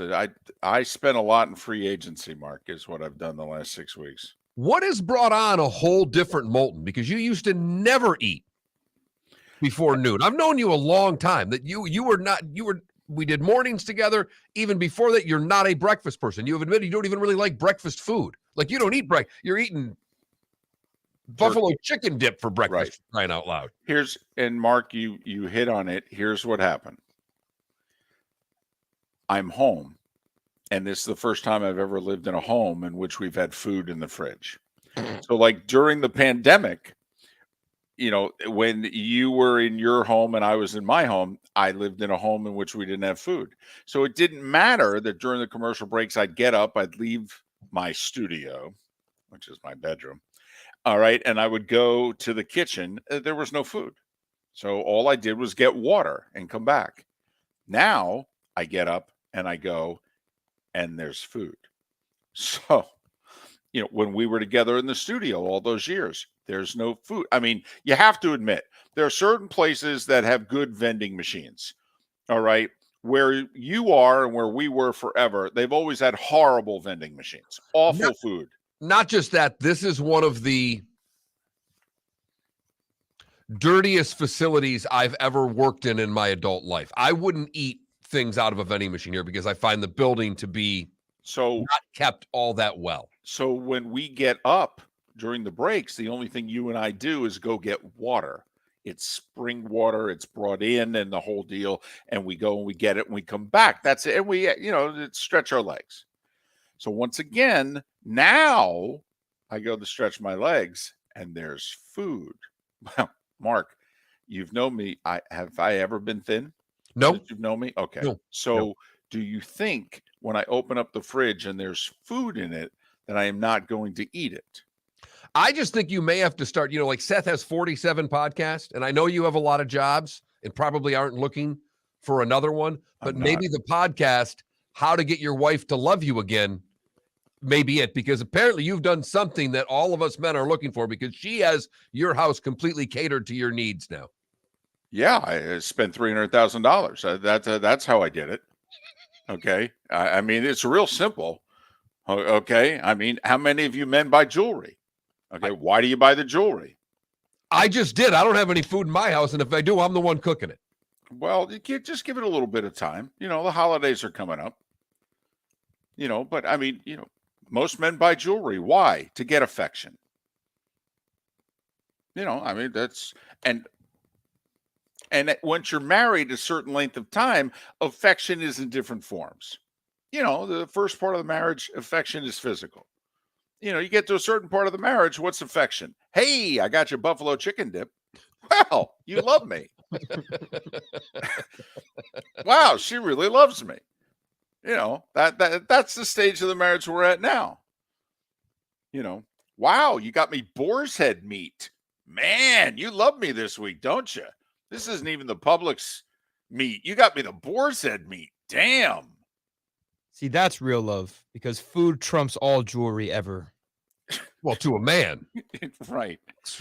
Well, you have for women as well? I'm positive for a fact that it doesn't. I'm about to celebrate my 10th wedding anniversary with a very lovely woman, and I can tell you for a 100% guarantee there is not one item of food that trumps. Okay. Unless I'm serving that foie gras with a diamond ring in the middle of it. Man, I can't eat a Rolex. So there you go. That's why I'm eating so much in front of you. I would apologize, but hold on. I have to finish off this macaroni salad. That's the other thing that I'm doing.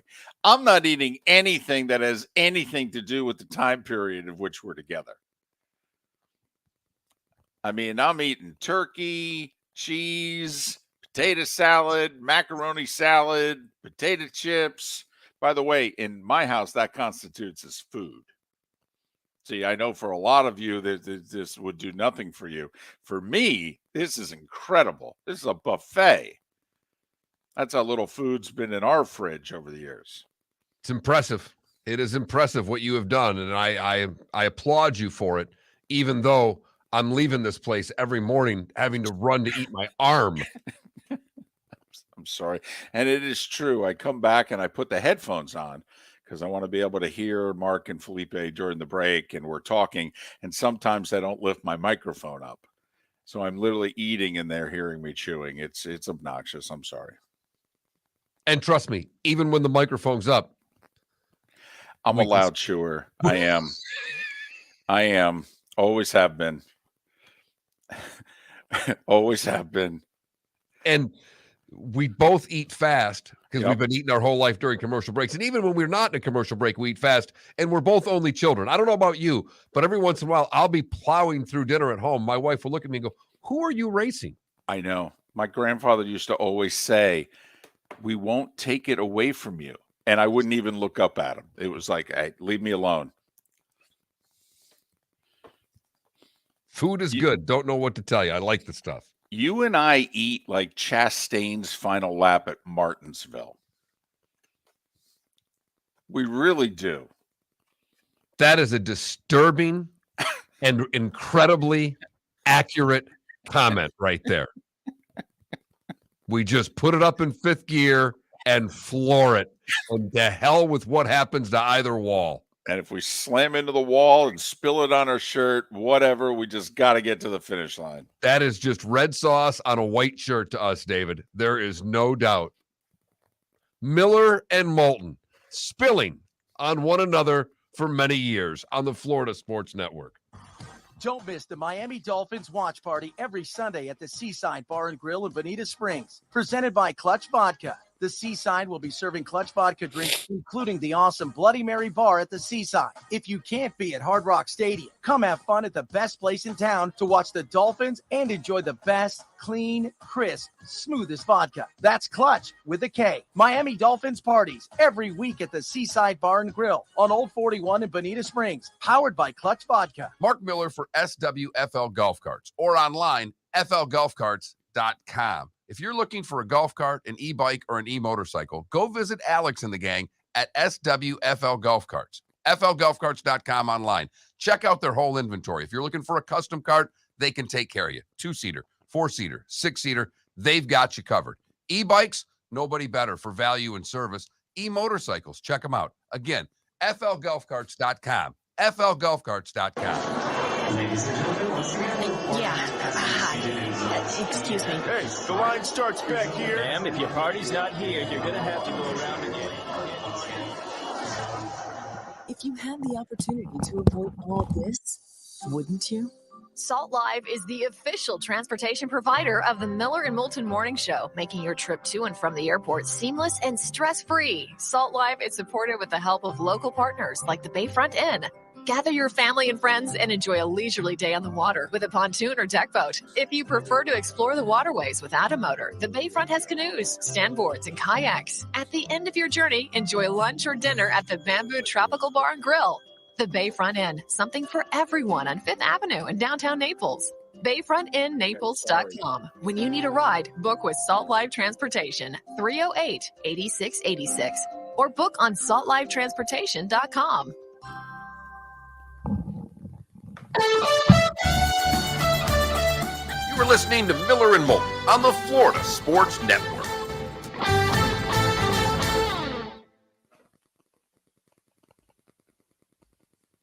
Perfect. I needed a good Guillermo. Thank you.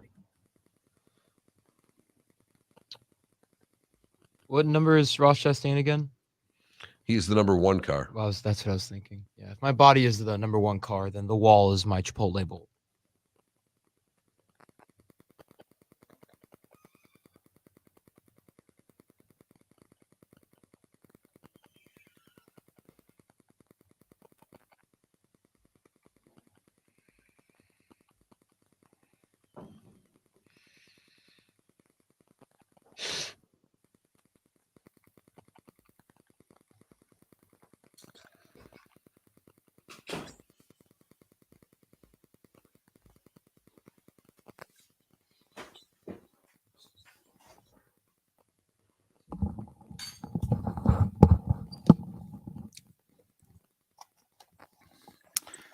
Well, since,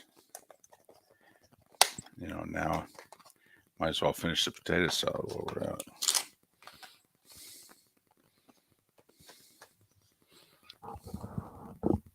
Have another carb, why don't you? Your carb needs a carb, David. It does. Would you like the macaroni salad or the potato salad? Yes.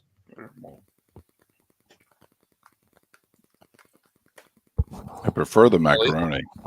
We going over the air right now? Cap.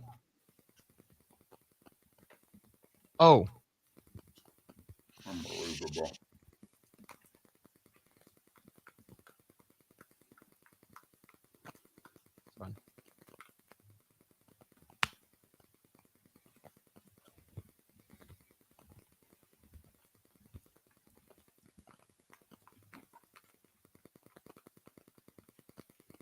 It wasn't you though. It was me. Yeah, it doesn't matter. I know.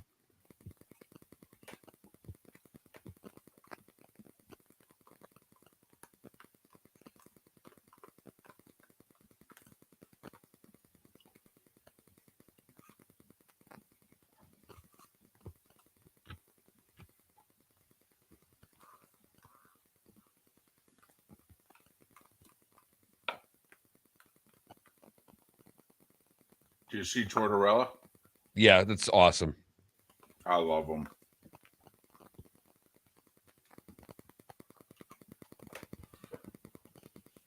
We suck. We suck right now. Well, what can you do to stop sucking? Poor Jack.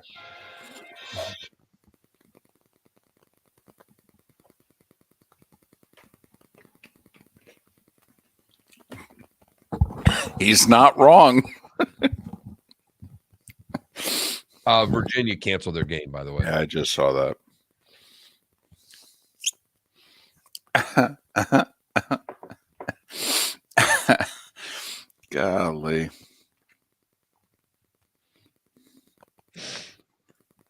Boy, he can coach, though. Don't think he can't. What they did to Tampa 4 years ago, 4 seasons ago, 3 years ago, my goodness.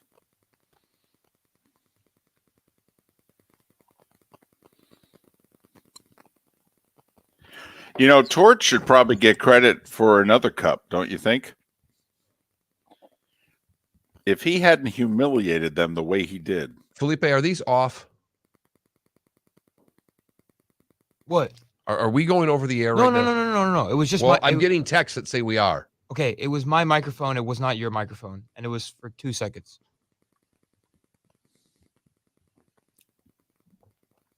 Okay.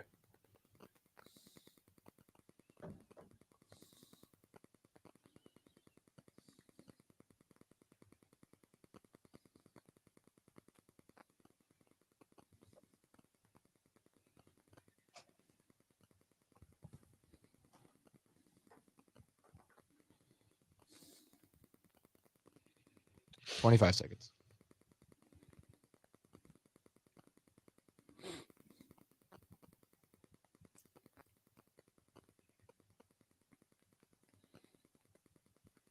Adam, Tennessee's at 6 right now. You think you'll get to 6? Here we go.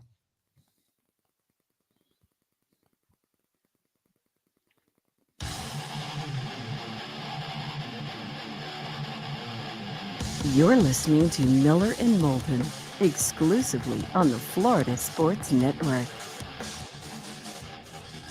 21 minutes after the hour. Miller and Moulton, Florida Sports Network, floridasportsnetwork.com. Good, bad, and ugly. What's on tap? Today was the day when. Some final thoughts, all coming up in roughly 20 minutes' time. Mark, it's not a surprise, the news coming out of Charlottesville in the last 20 minutes. Virginia decided that they are going to cancel their game with Coastal Carolina this week after the tragedy that happened with 3 of their players being shot and killed earlier this week. 2 other players injured. And so now that game against Coastal Carolina has been canceled. No word yet on whether or not they are going to play their season finale against Virginia Tech a week from Saturday. And whether or not they even have any interest in making this game up. You know, Coastal Carolina is 9-1. You know, they're playing in a conference championship game. So in theory, if this game were to be made up, Mark, I think they'd have to make it up Army-Navy weekend. Well, and I don't think that's even, I mean, they said it's canceled. They didn't say it's postponed. They didn't say it. They said it's canceled. So that leads me to believe that this game's done. There's no talk about a makeup. This is just simply, we're not going to play the game this week. And obviously, I think we can all understand why. You and I talked briefly during one of the breaks about this, and that our hope is that this was the decision of the players. No news on whether or not this was administration, the university president, the athletic director. Hopefully that the players were on board with this.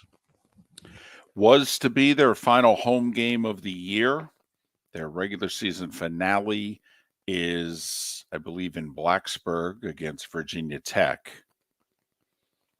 So, yeah, first off, I don't know how, as a president or an AD, that you could force your will or the will of a unit. I mean, I think you have to say that those 100 plus men get to decide the immediate course of action. And if they canceled the Virginia Tech game, I mean, could you blame them? No. No, I have no idea. You know, the coach spoke yesterday for the first time, and in listening to his press conference, you can only imagine just the dark place that all these coaches and young men are in right now. So the decision's been made. Virginia will not play Coastal Carolina this weekend, and it sounds as if they will not play them at all this season. And my guess, Mark, is there's a chance that game could have been rescheduled if Coastal Carolina was not in the conference championship game. Like if they could have pushed it back to the week after Virginia Tech, because obviously Virginia's 3-7. They're not playing conference championship game weekend. And then those players and their families could have had the final home game, if you will. But with Coastal Carolina playing that week, it would have been 3 weeks out. And yeah. So we'll see if, in fact, Virginia is going to play another game at all this year. And of all the schools, you know, Virginia Tech, unfortunately, had their own tragedy, albeit not from a former player, in terms of a school shooting and many years ago. And so of all the schools that can relate, I think their arch rivals there at Tech could certainly understand if, in fact, Virginia calls it a day. From a pro football standpoint, to switch gears, and there's no real easy way to do it, but Josh Allen kind of pulled an Aaron Rodgers in his presser. Basically, you know, don't worry about the losses. Kind of went with the relax card a little bit. Okay. That's fine. I can actually agree with, hey, let's not worry about the loss and we can pick things up. What I would be worried about if I was Buffalo is what's going on in the second half. And why is it going on in the second half? And why are you unable to score touchdowns? Here's the difference. Josh Allen and the Bills have never won anything. Aaron Rodgers, at the time that he told everybody to relax, had won something. Sorry, Josh. You guys don't get the benefit of the doubt. You don't. You may be right. I mean, the schedule's in a little soft spot here. I mean, they're home for Cleveland. And by the way, apparently Buffalo's getting 2 feet of snow over the weekend. Yes. Now, if you're the Cleveland Browns, you got to hope you get this like Sunday because you got Nick Chubb. And they don't.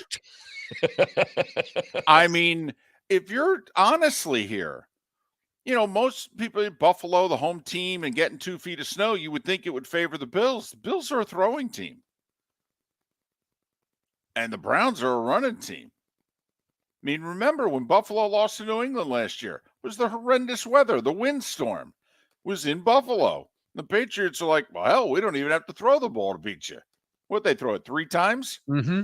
Yeah. Something like that. Something ridiculous. Yeah. And when Buffalo got inside the 20, they couldn't punch it in because they weren't a running team. And what happened last week? The Browns didn't run the ball. Chubb had 11 carries or whatever it was, and they completely mishandled how you play the football, how you play that game against the Dolphins. So you know they're going to lean on the run this week. Their defense was embarrassed for 39 against Miami. You've got to think there's a little bit of pride that's going to come out. So this is setting up where this game could be a little dicier than it should be for the Buffalo Bills. I mean, I know the schedule says home for Cleveland at Detroit, but it is Detroit on a short week, and you may get Cleveland in a blizzard. And they have Nick Chubb. So, and then after that, it's Patriots, it's Jets, it's Dolphins. You know, so sorry, Josh. You guys haven't won anything. You were top 5 in the NFL last year, offensively and defensively, and lost 6 regular season games. No, this is now a problem. You guys should be better than this, quite frankly. I mean, think about it, Mark. The last 2 regular seasons, because they're 6-3 right now, right? They went 11-6 last year. They're 17-9. They've lost to the Jags, the Steelers, the Colts. They've won 1 game decided by 3 points or less in the last year and a half. And that was at Baltimore this year when Baltimore was going through their stretch of losing close games.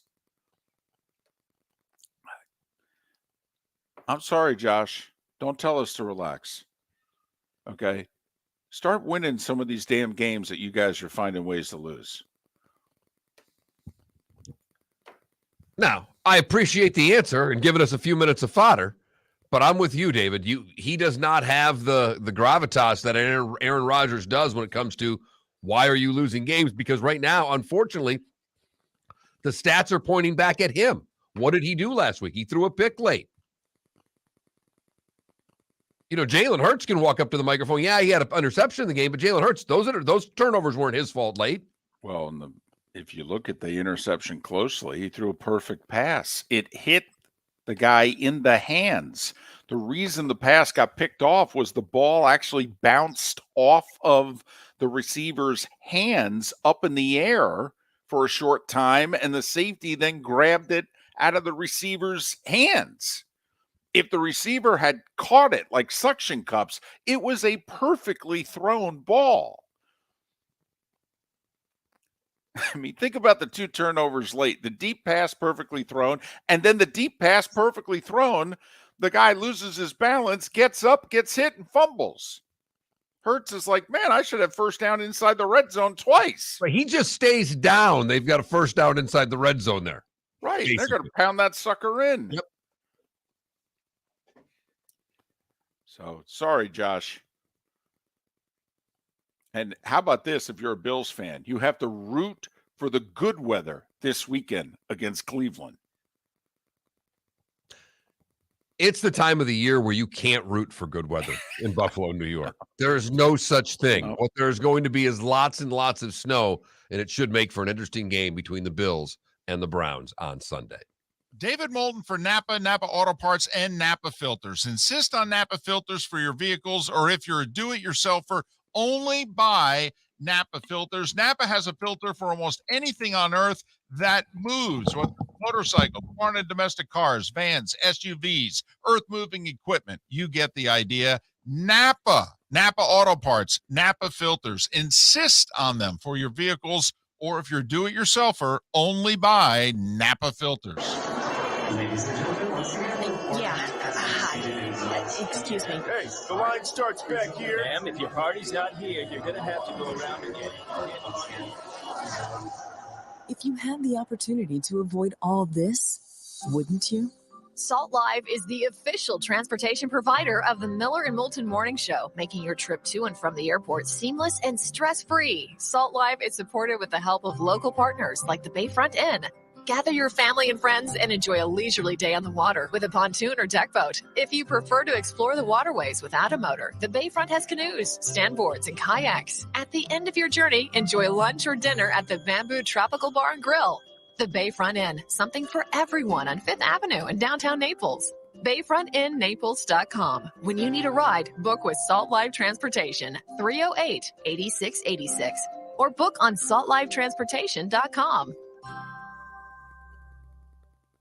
Mark Miller for SWFL Golf Carts, or online, flgolfcarts.com. If you're looking for a golf cart, an e-bike, or an e-motorcycle, go visit Alex and the gang at SWFL Golf Carts. flgolfcarts.com online. Check out their whole inventory. If you're looking for a custom cart, they can take care of you. 2-seater, 4-seater, 6-seater, they've got you covered. E-bikes, nobody better for value and service. E-motorcycles, check them out. Again, flgolfcarts.com. flgolfcarts.com. You were listening to Miller and Moulton on the Florida Sports Network.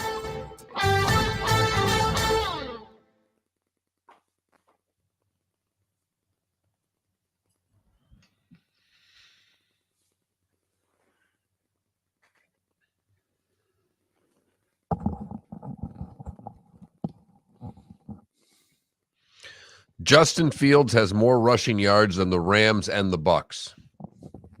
I saw that. That's crazy.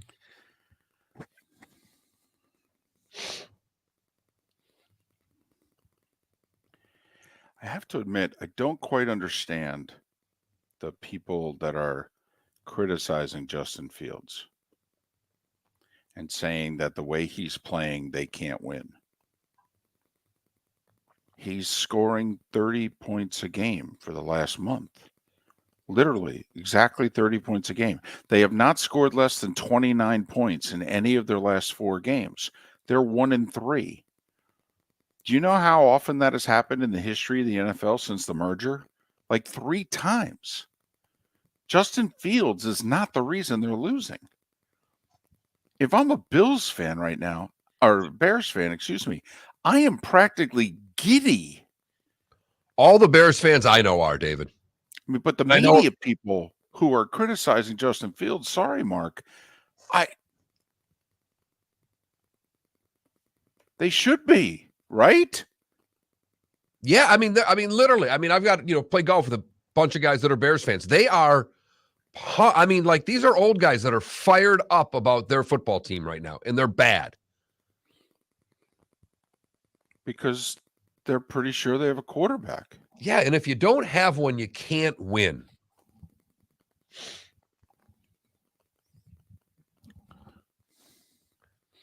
And I'd love to see this Lions team keep on losing and see if they could actually get one of these quarterbacks with what looks to be a team that's starting to come together.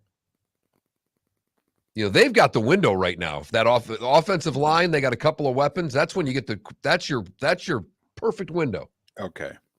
Let's just say the Lions win a couple too many games here down the stretch, and they can't get their hands on a quarterback.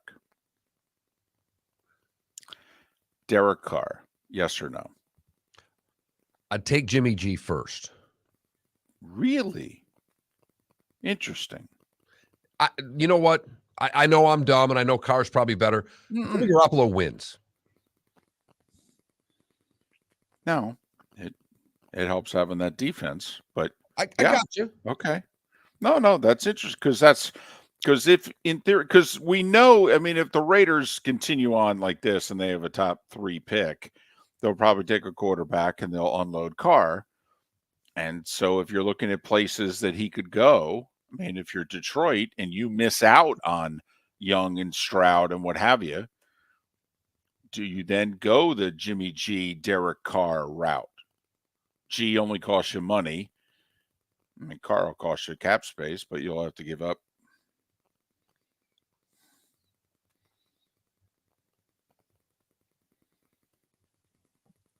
And the other thing is, how many teams are going to take, is Indianapolis going to roll the dice on another veteran quarterback? Would they now go Carr? Well, it's perfect. It would be. I mean, you start going through the divisions here. Will Goff ever start a game once the Lions get rid of him?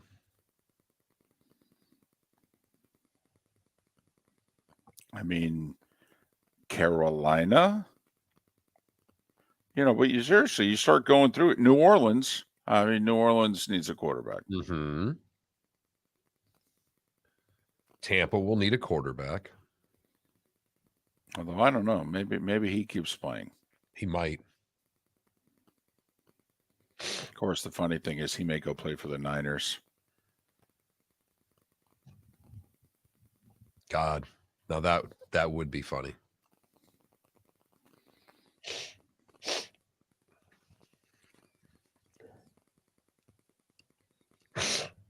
I'll let him team up with Josh and go play for the Raiders. Now that would be rich. 15 seconds. It would be.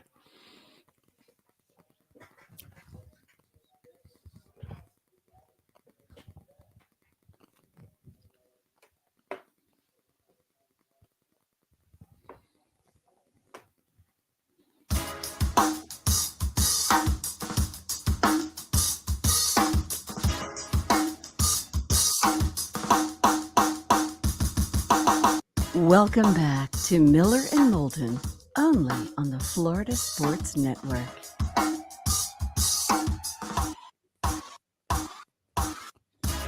22 minutes until the top of the hour, 17 minutes until we're out of here. Miller and Moulton, Florida Sports Network, floridasportsnetwork.com.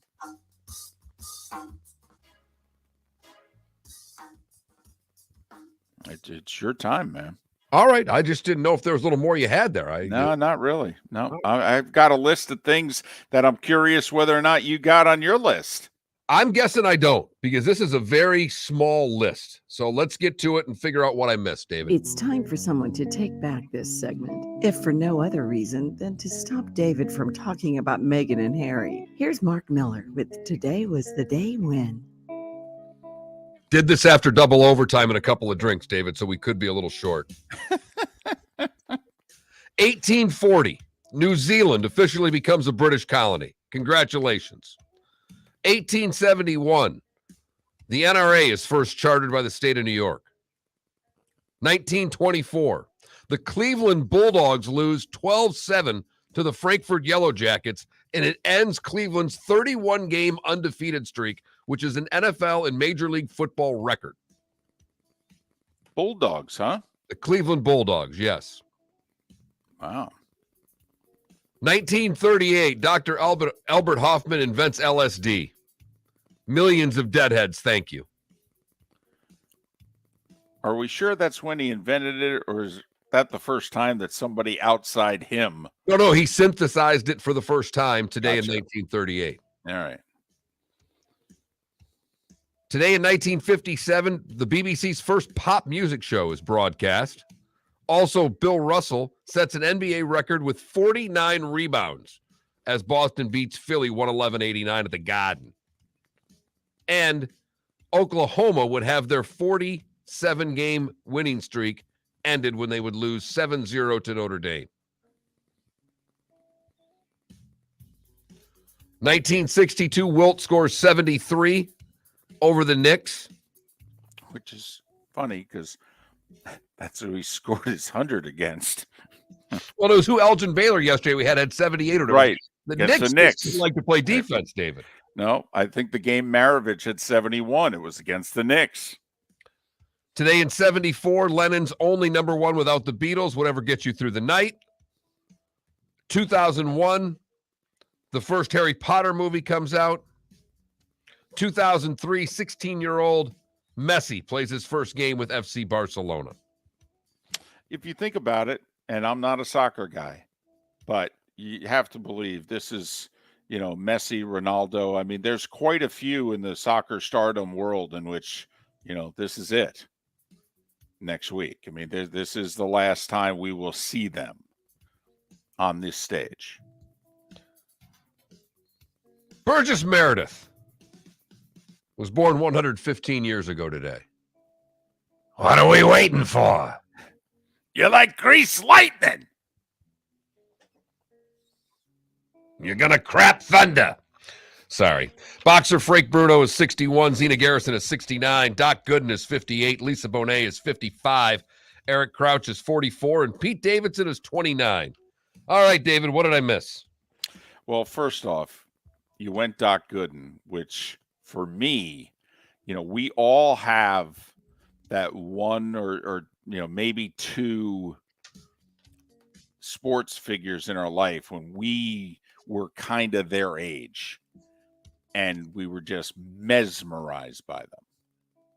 And I turned 57 next month, and Doc Gooden turned 58 today. And I just, I had Lawrence Taylor with the Giants 3 years earlier, and then Dwight Gooden with the Mets, in which I'm like, oh my goodness, does my team really have the best player at their position? How many times do you see Doc Gooden pitch? 3. In person? 3. Yeah. And was just jacked all 3 times. Like, I'm going to an event. It felt like when you go to a concert and you know how excited you are. That's how I felt going to see Doc Gooden between 84 and 88 there. It was like, he was, and I saw Seaver. I went to 3 Tom Seaver games with the Mets. By the way, threw a complete game all 3 times. I will just throw that out there. But And I remember thinking to myself, holy blank, this guy's better than Seaver. So, Oklahoma entered the Union 115 years ago today. Happy birthday, Oklahoma. And The Sound of Music premiered on Broadway today in 59. The Hills are alive, Mark. They are, David. They are. You've heard folks elsewhere mock Florida is gonna Florida. Well, Mark Miller sees it differently. He calls it the good, the bad, and the ugly. What you got, Mark? For the good, we go to Wisconsin. Buzz in, buzz out. That's what they were trying to do on a plane where 3 people and 56 rescue dogs all survived a plane crash on a golf course near Milwaukee. The plane lost its wings in the process. According to Lake County Fire and Rescue Assistant Chief, he said there was relatively catastrophic landing. They went through trees. The wings came off of the aircraft, but no one was injured. They used golf carts to get out and get the people and the animals, and everybody is safe. What animals again? 56 rescue dogs.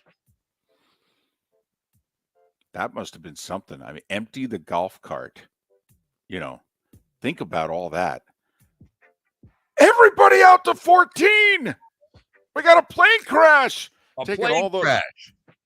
And you're guessing there's not a lot. I mean, come on, it's mid-November. No, there's snow on the ground. Right. I mean, there's, man, imagine that. I would love to have seen the video, not of the crash, just of all those golf carts. Mark, you know how it is when you got the tournament and it's the shotgun start and everybody leaves the cart barn and they're heading to their tees. You know what that looks like. It's utter chaos. Right. For the bad, we go to Naples. Well, Golden Gate. I mean, let's be honest. Not really Naples. And Naples would be offended that I even put those two in the same sentence. Where Cindy Kalanovic broke into a Honda Accord, took out a purse, the wallet with the credit cards, and my favorite, she swapped out her wet Adidas sneakers with a new pair of sneakers that were inside the car. She was then busted and charged with a bunch of different crimes, including using those stolen credit cards to make purchases. Why would you leave your sneakers?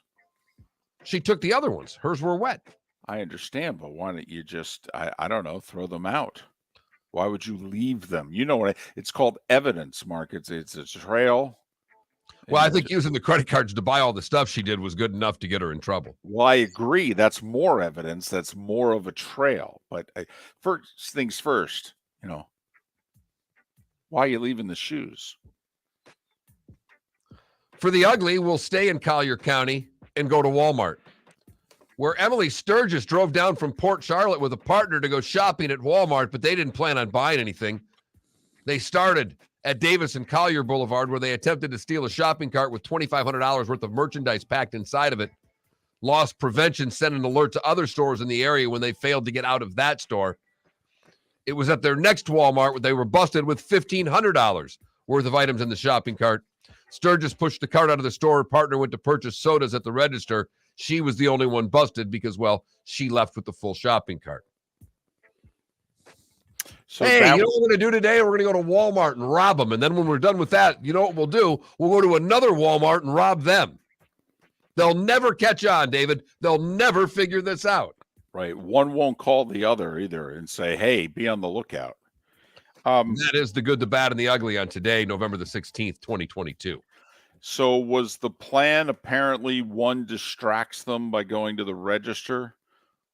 You know, this isn't like a one register store, you know. I mean, well, my guess is the soda person then gets the receipt and tries to play along like they've paid for everything through the self-checkout. That would be my only, I have no idea. Oh, so that's like us with the canoe. Yes. Back in the day, we bought like the shoelaces and a few things, and we took the sticker and what have you, and we put it on the side of the boat, the canoe. And then we lifted the canoe and walked right out of the store with the canoe, and we had the sticker and the receipt and what have you. Nobody stopped us. Okay. I mean, Mark, I can't criticize them too much. I mean, but I will say this. We didn't then go to another store in another mall and try to do it again. We took our big win and just went home with it.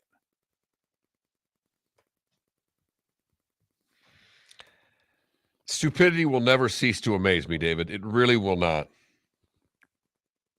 Pretty sure the statute of limitations has run out. I would think you're about 40 plus years on that one. I think you're in pretty good shape. I mean, that store went out of business. You know, that whole now we know why. That whole chain went out of business, you know, quite a few years ago. So I hope I'm good. We got action tonight, Mark. We got 3 games. Eastern Michigan, Kent State.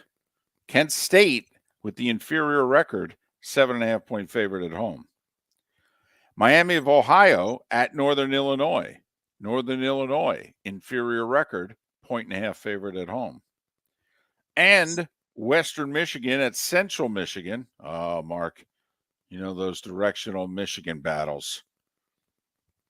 Central, a 10.5-point favorite at home against Western. That's a rivalry game. It's a big one, David. I'm just telling you. I've been told, just for the record, the road teams have been doing really well in these MACtions. You know, we figured short week, you know, when they start playing these things that, you know, the home teams would do well. Both road teams won last night. All right. Last week, road teams went 3-3 in the 6 games. You know, week before that, they went 2-2. I mean, I'm just saying, road teams have a winning record in MACtion so far. The Heat are on the road tonight taking on the Raptors. They are a 1-point favorite in Toronto. Orlando is a 6-point dog hosting the Minnesota Timberwolves. ESPN double dip tonight. Boston and Atlanta is your early game, and Golden State and Phoenix is the late game. Only 3 hockey games tonight, none of them involving the Florida teams. TNT is your place to go for the hockey doubleheader tonight, early. Blues and Blackhawks late. Ooh, Kings and Oilers. They actually don't like each other. Kind of goes all the way back to that Gretzky trade. You may have heard of it.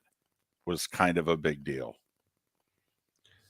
Cavs and Bucks play tonight. I mean, I know the Heat's on, so Philly will be locked right into his Heat. But as far as under the radar NBA games, Cavs and Bucks, that's a pretty good little game tonight. I'm going to watch that too. Well, the other thing is the Cavs are kind of slumping here. They went out west. They started losing. In fact, they've lost 4 in a row. They're not healthy. That's the thing. Darius Garland scored 51 points in a loss, but they were minus Donovan Mitchell and Jared Allen. Yeah, the Sixers just are winning without Harden. But, of course, that may be addition by subtraction. Of course, Embiid had to score 59 to do it. But, listen, Felipe, you know what? We've become, since we're all so big into football now and everybody has injuries in football, I don't think we give anybody a pass because of injuries anymore. Maybe if you're without your starting quarterback. But then look what Dallas did without theirs. I mean, no excuses anymore, Felipe. Got to be able to rebound in the NBA, though. And if you're minus Jared Allen, you're minus 10 rebounds. 10 rebounds could be a lot. Wow, 10 rebounds. Whew. No one else can do that, huh? No, just how hard they battle on the boards. I know, especially with 5 guys hanging out at the 3-point line. It's really tough to get a rebound nowadays. It is. Okay. Just gonna. Hey, you know, 2 years ago I tried my first Popeye's chicken sandwich. Wait, today? Like you wrote it down? It's in your phone? It's on my Snapchat memories. Just say that on today was the day one. It's a very important moment in my life. Well, I will say for some people it is life changing. Obviously, it was for you. Mm-hmm. I've never had one. Oh, you like spicy? I do, but that would mean going to a fast food restaurant, which is something I generally don't partake in. I will say, I forget who it was. Was it Rory who was talking to the one guy and said, "Oh, you got to have Popeyes. I think it's better than, Chick-fil-A." And people were like, I mean, they thought that's the most controversial thing Rory said. Not anything about the PGA Tour and the LIV. He said that Popeyes, it might be better than Chick-fil-A. Those. Whew, man. Them fighting words right there to a lot of people. Forget your vaccine status. That'll get you thrown out of the country. Come on. Boy, oh boy. Man. So, and I do just want to, because we were talking about this a few times yesterday. We had mentioned the U.S. men's national team and they're changing their crest. Apparently, as of now, they are not going to change it for the matches, but they are doing rainbow up until they walk on the pitch to play the match. And they said, by the way, they may still change their mind on that. Just be red, white, and blue. Can you just do that? Get out of group before you make a statement. How about that? Is that U.S. men's national team or Josh Allen? Yeah. Which one has more credibility? Josh Allen, and it ain't close.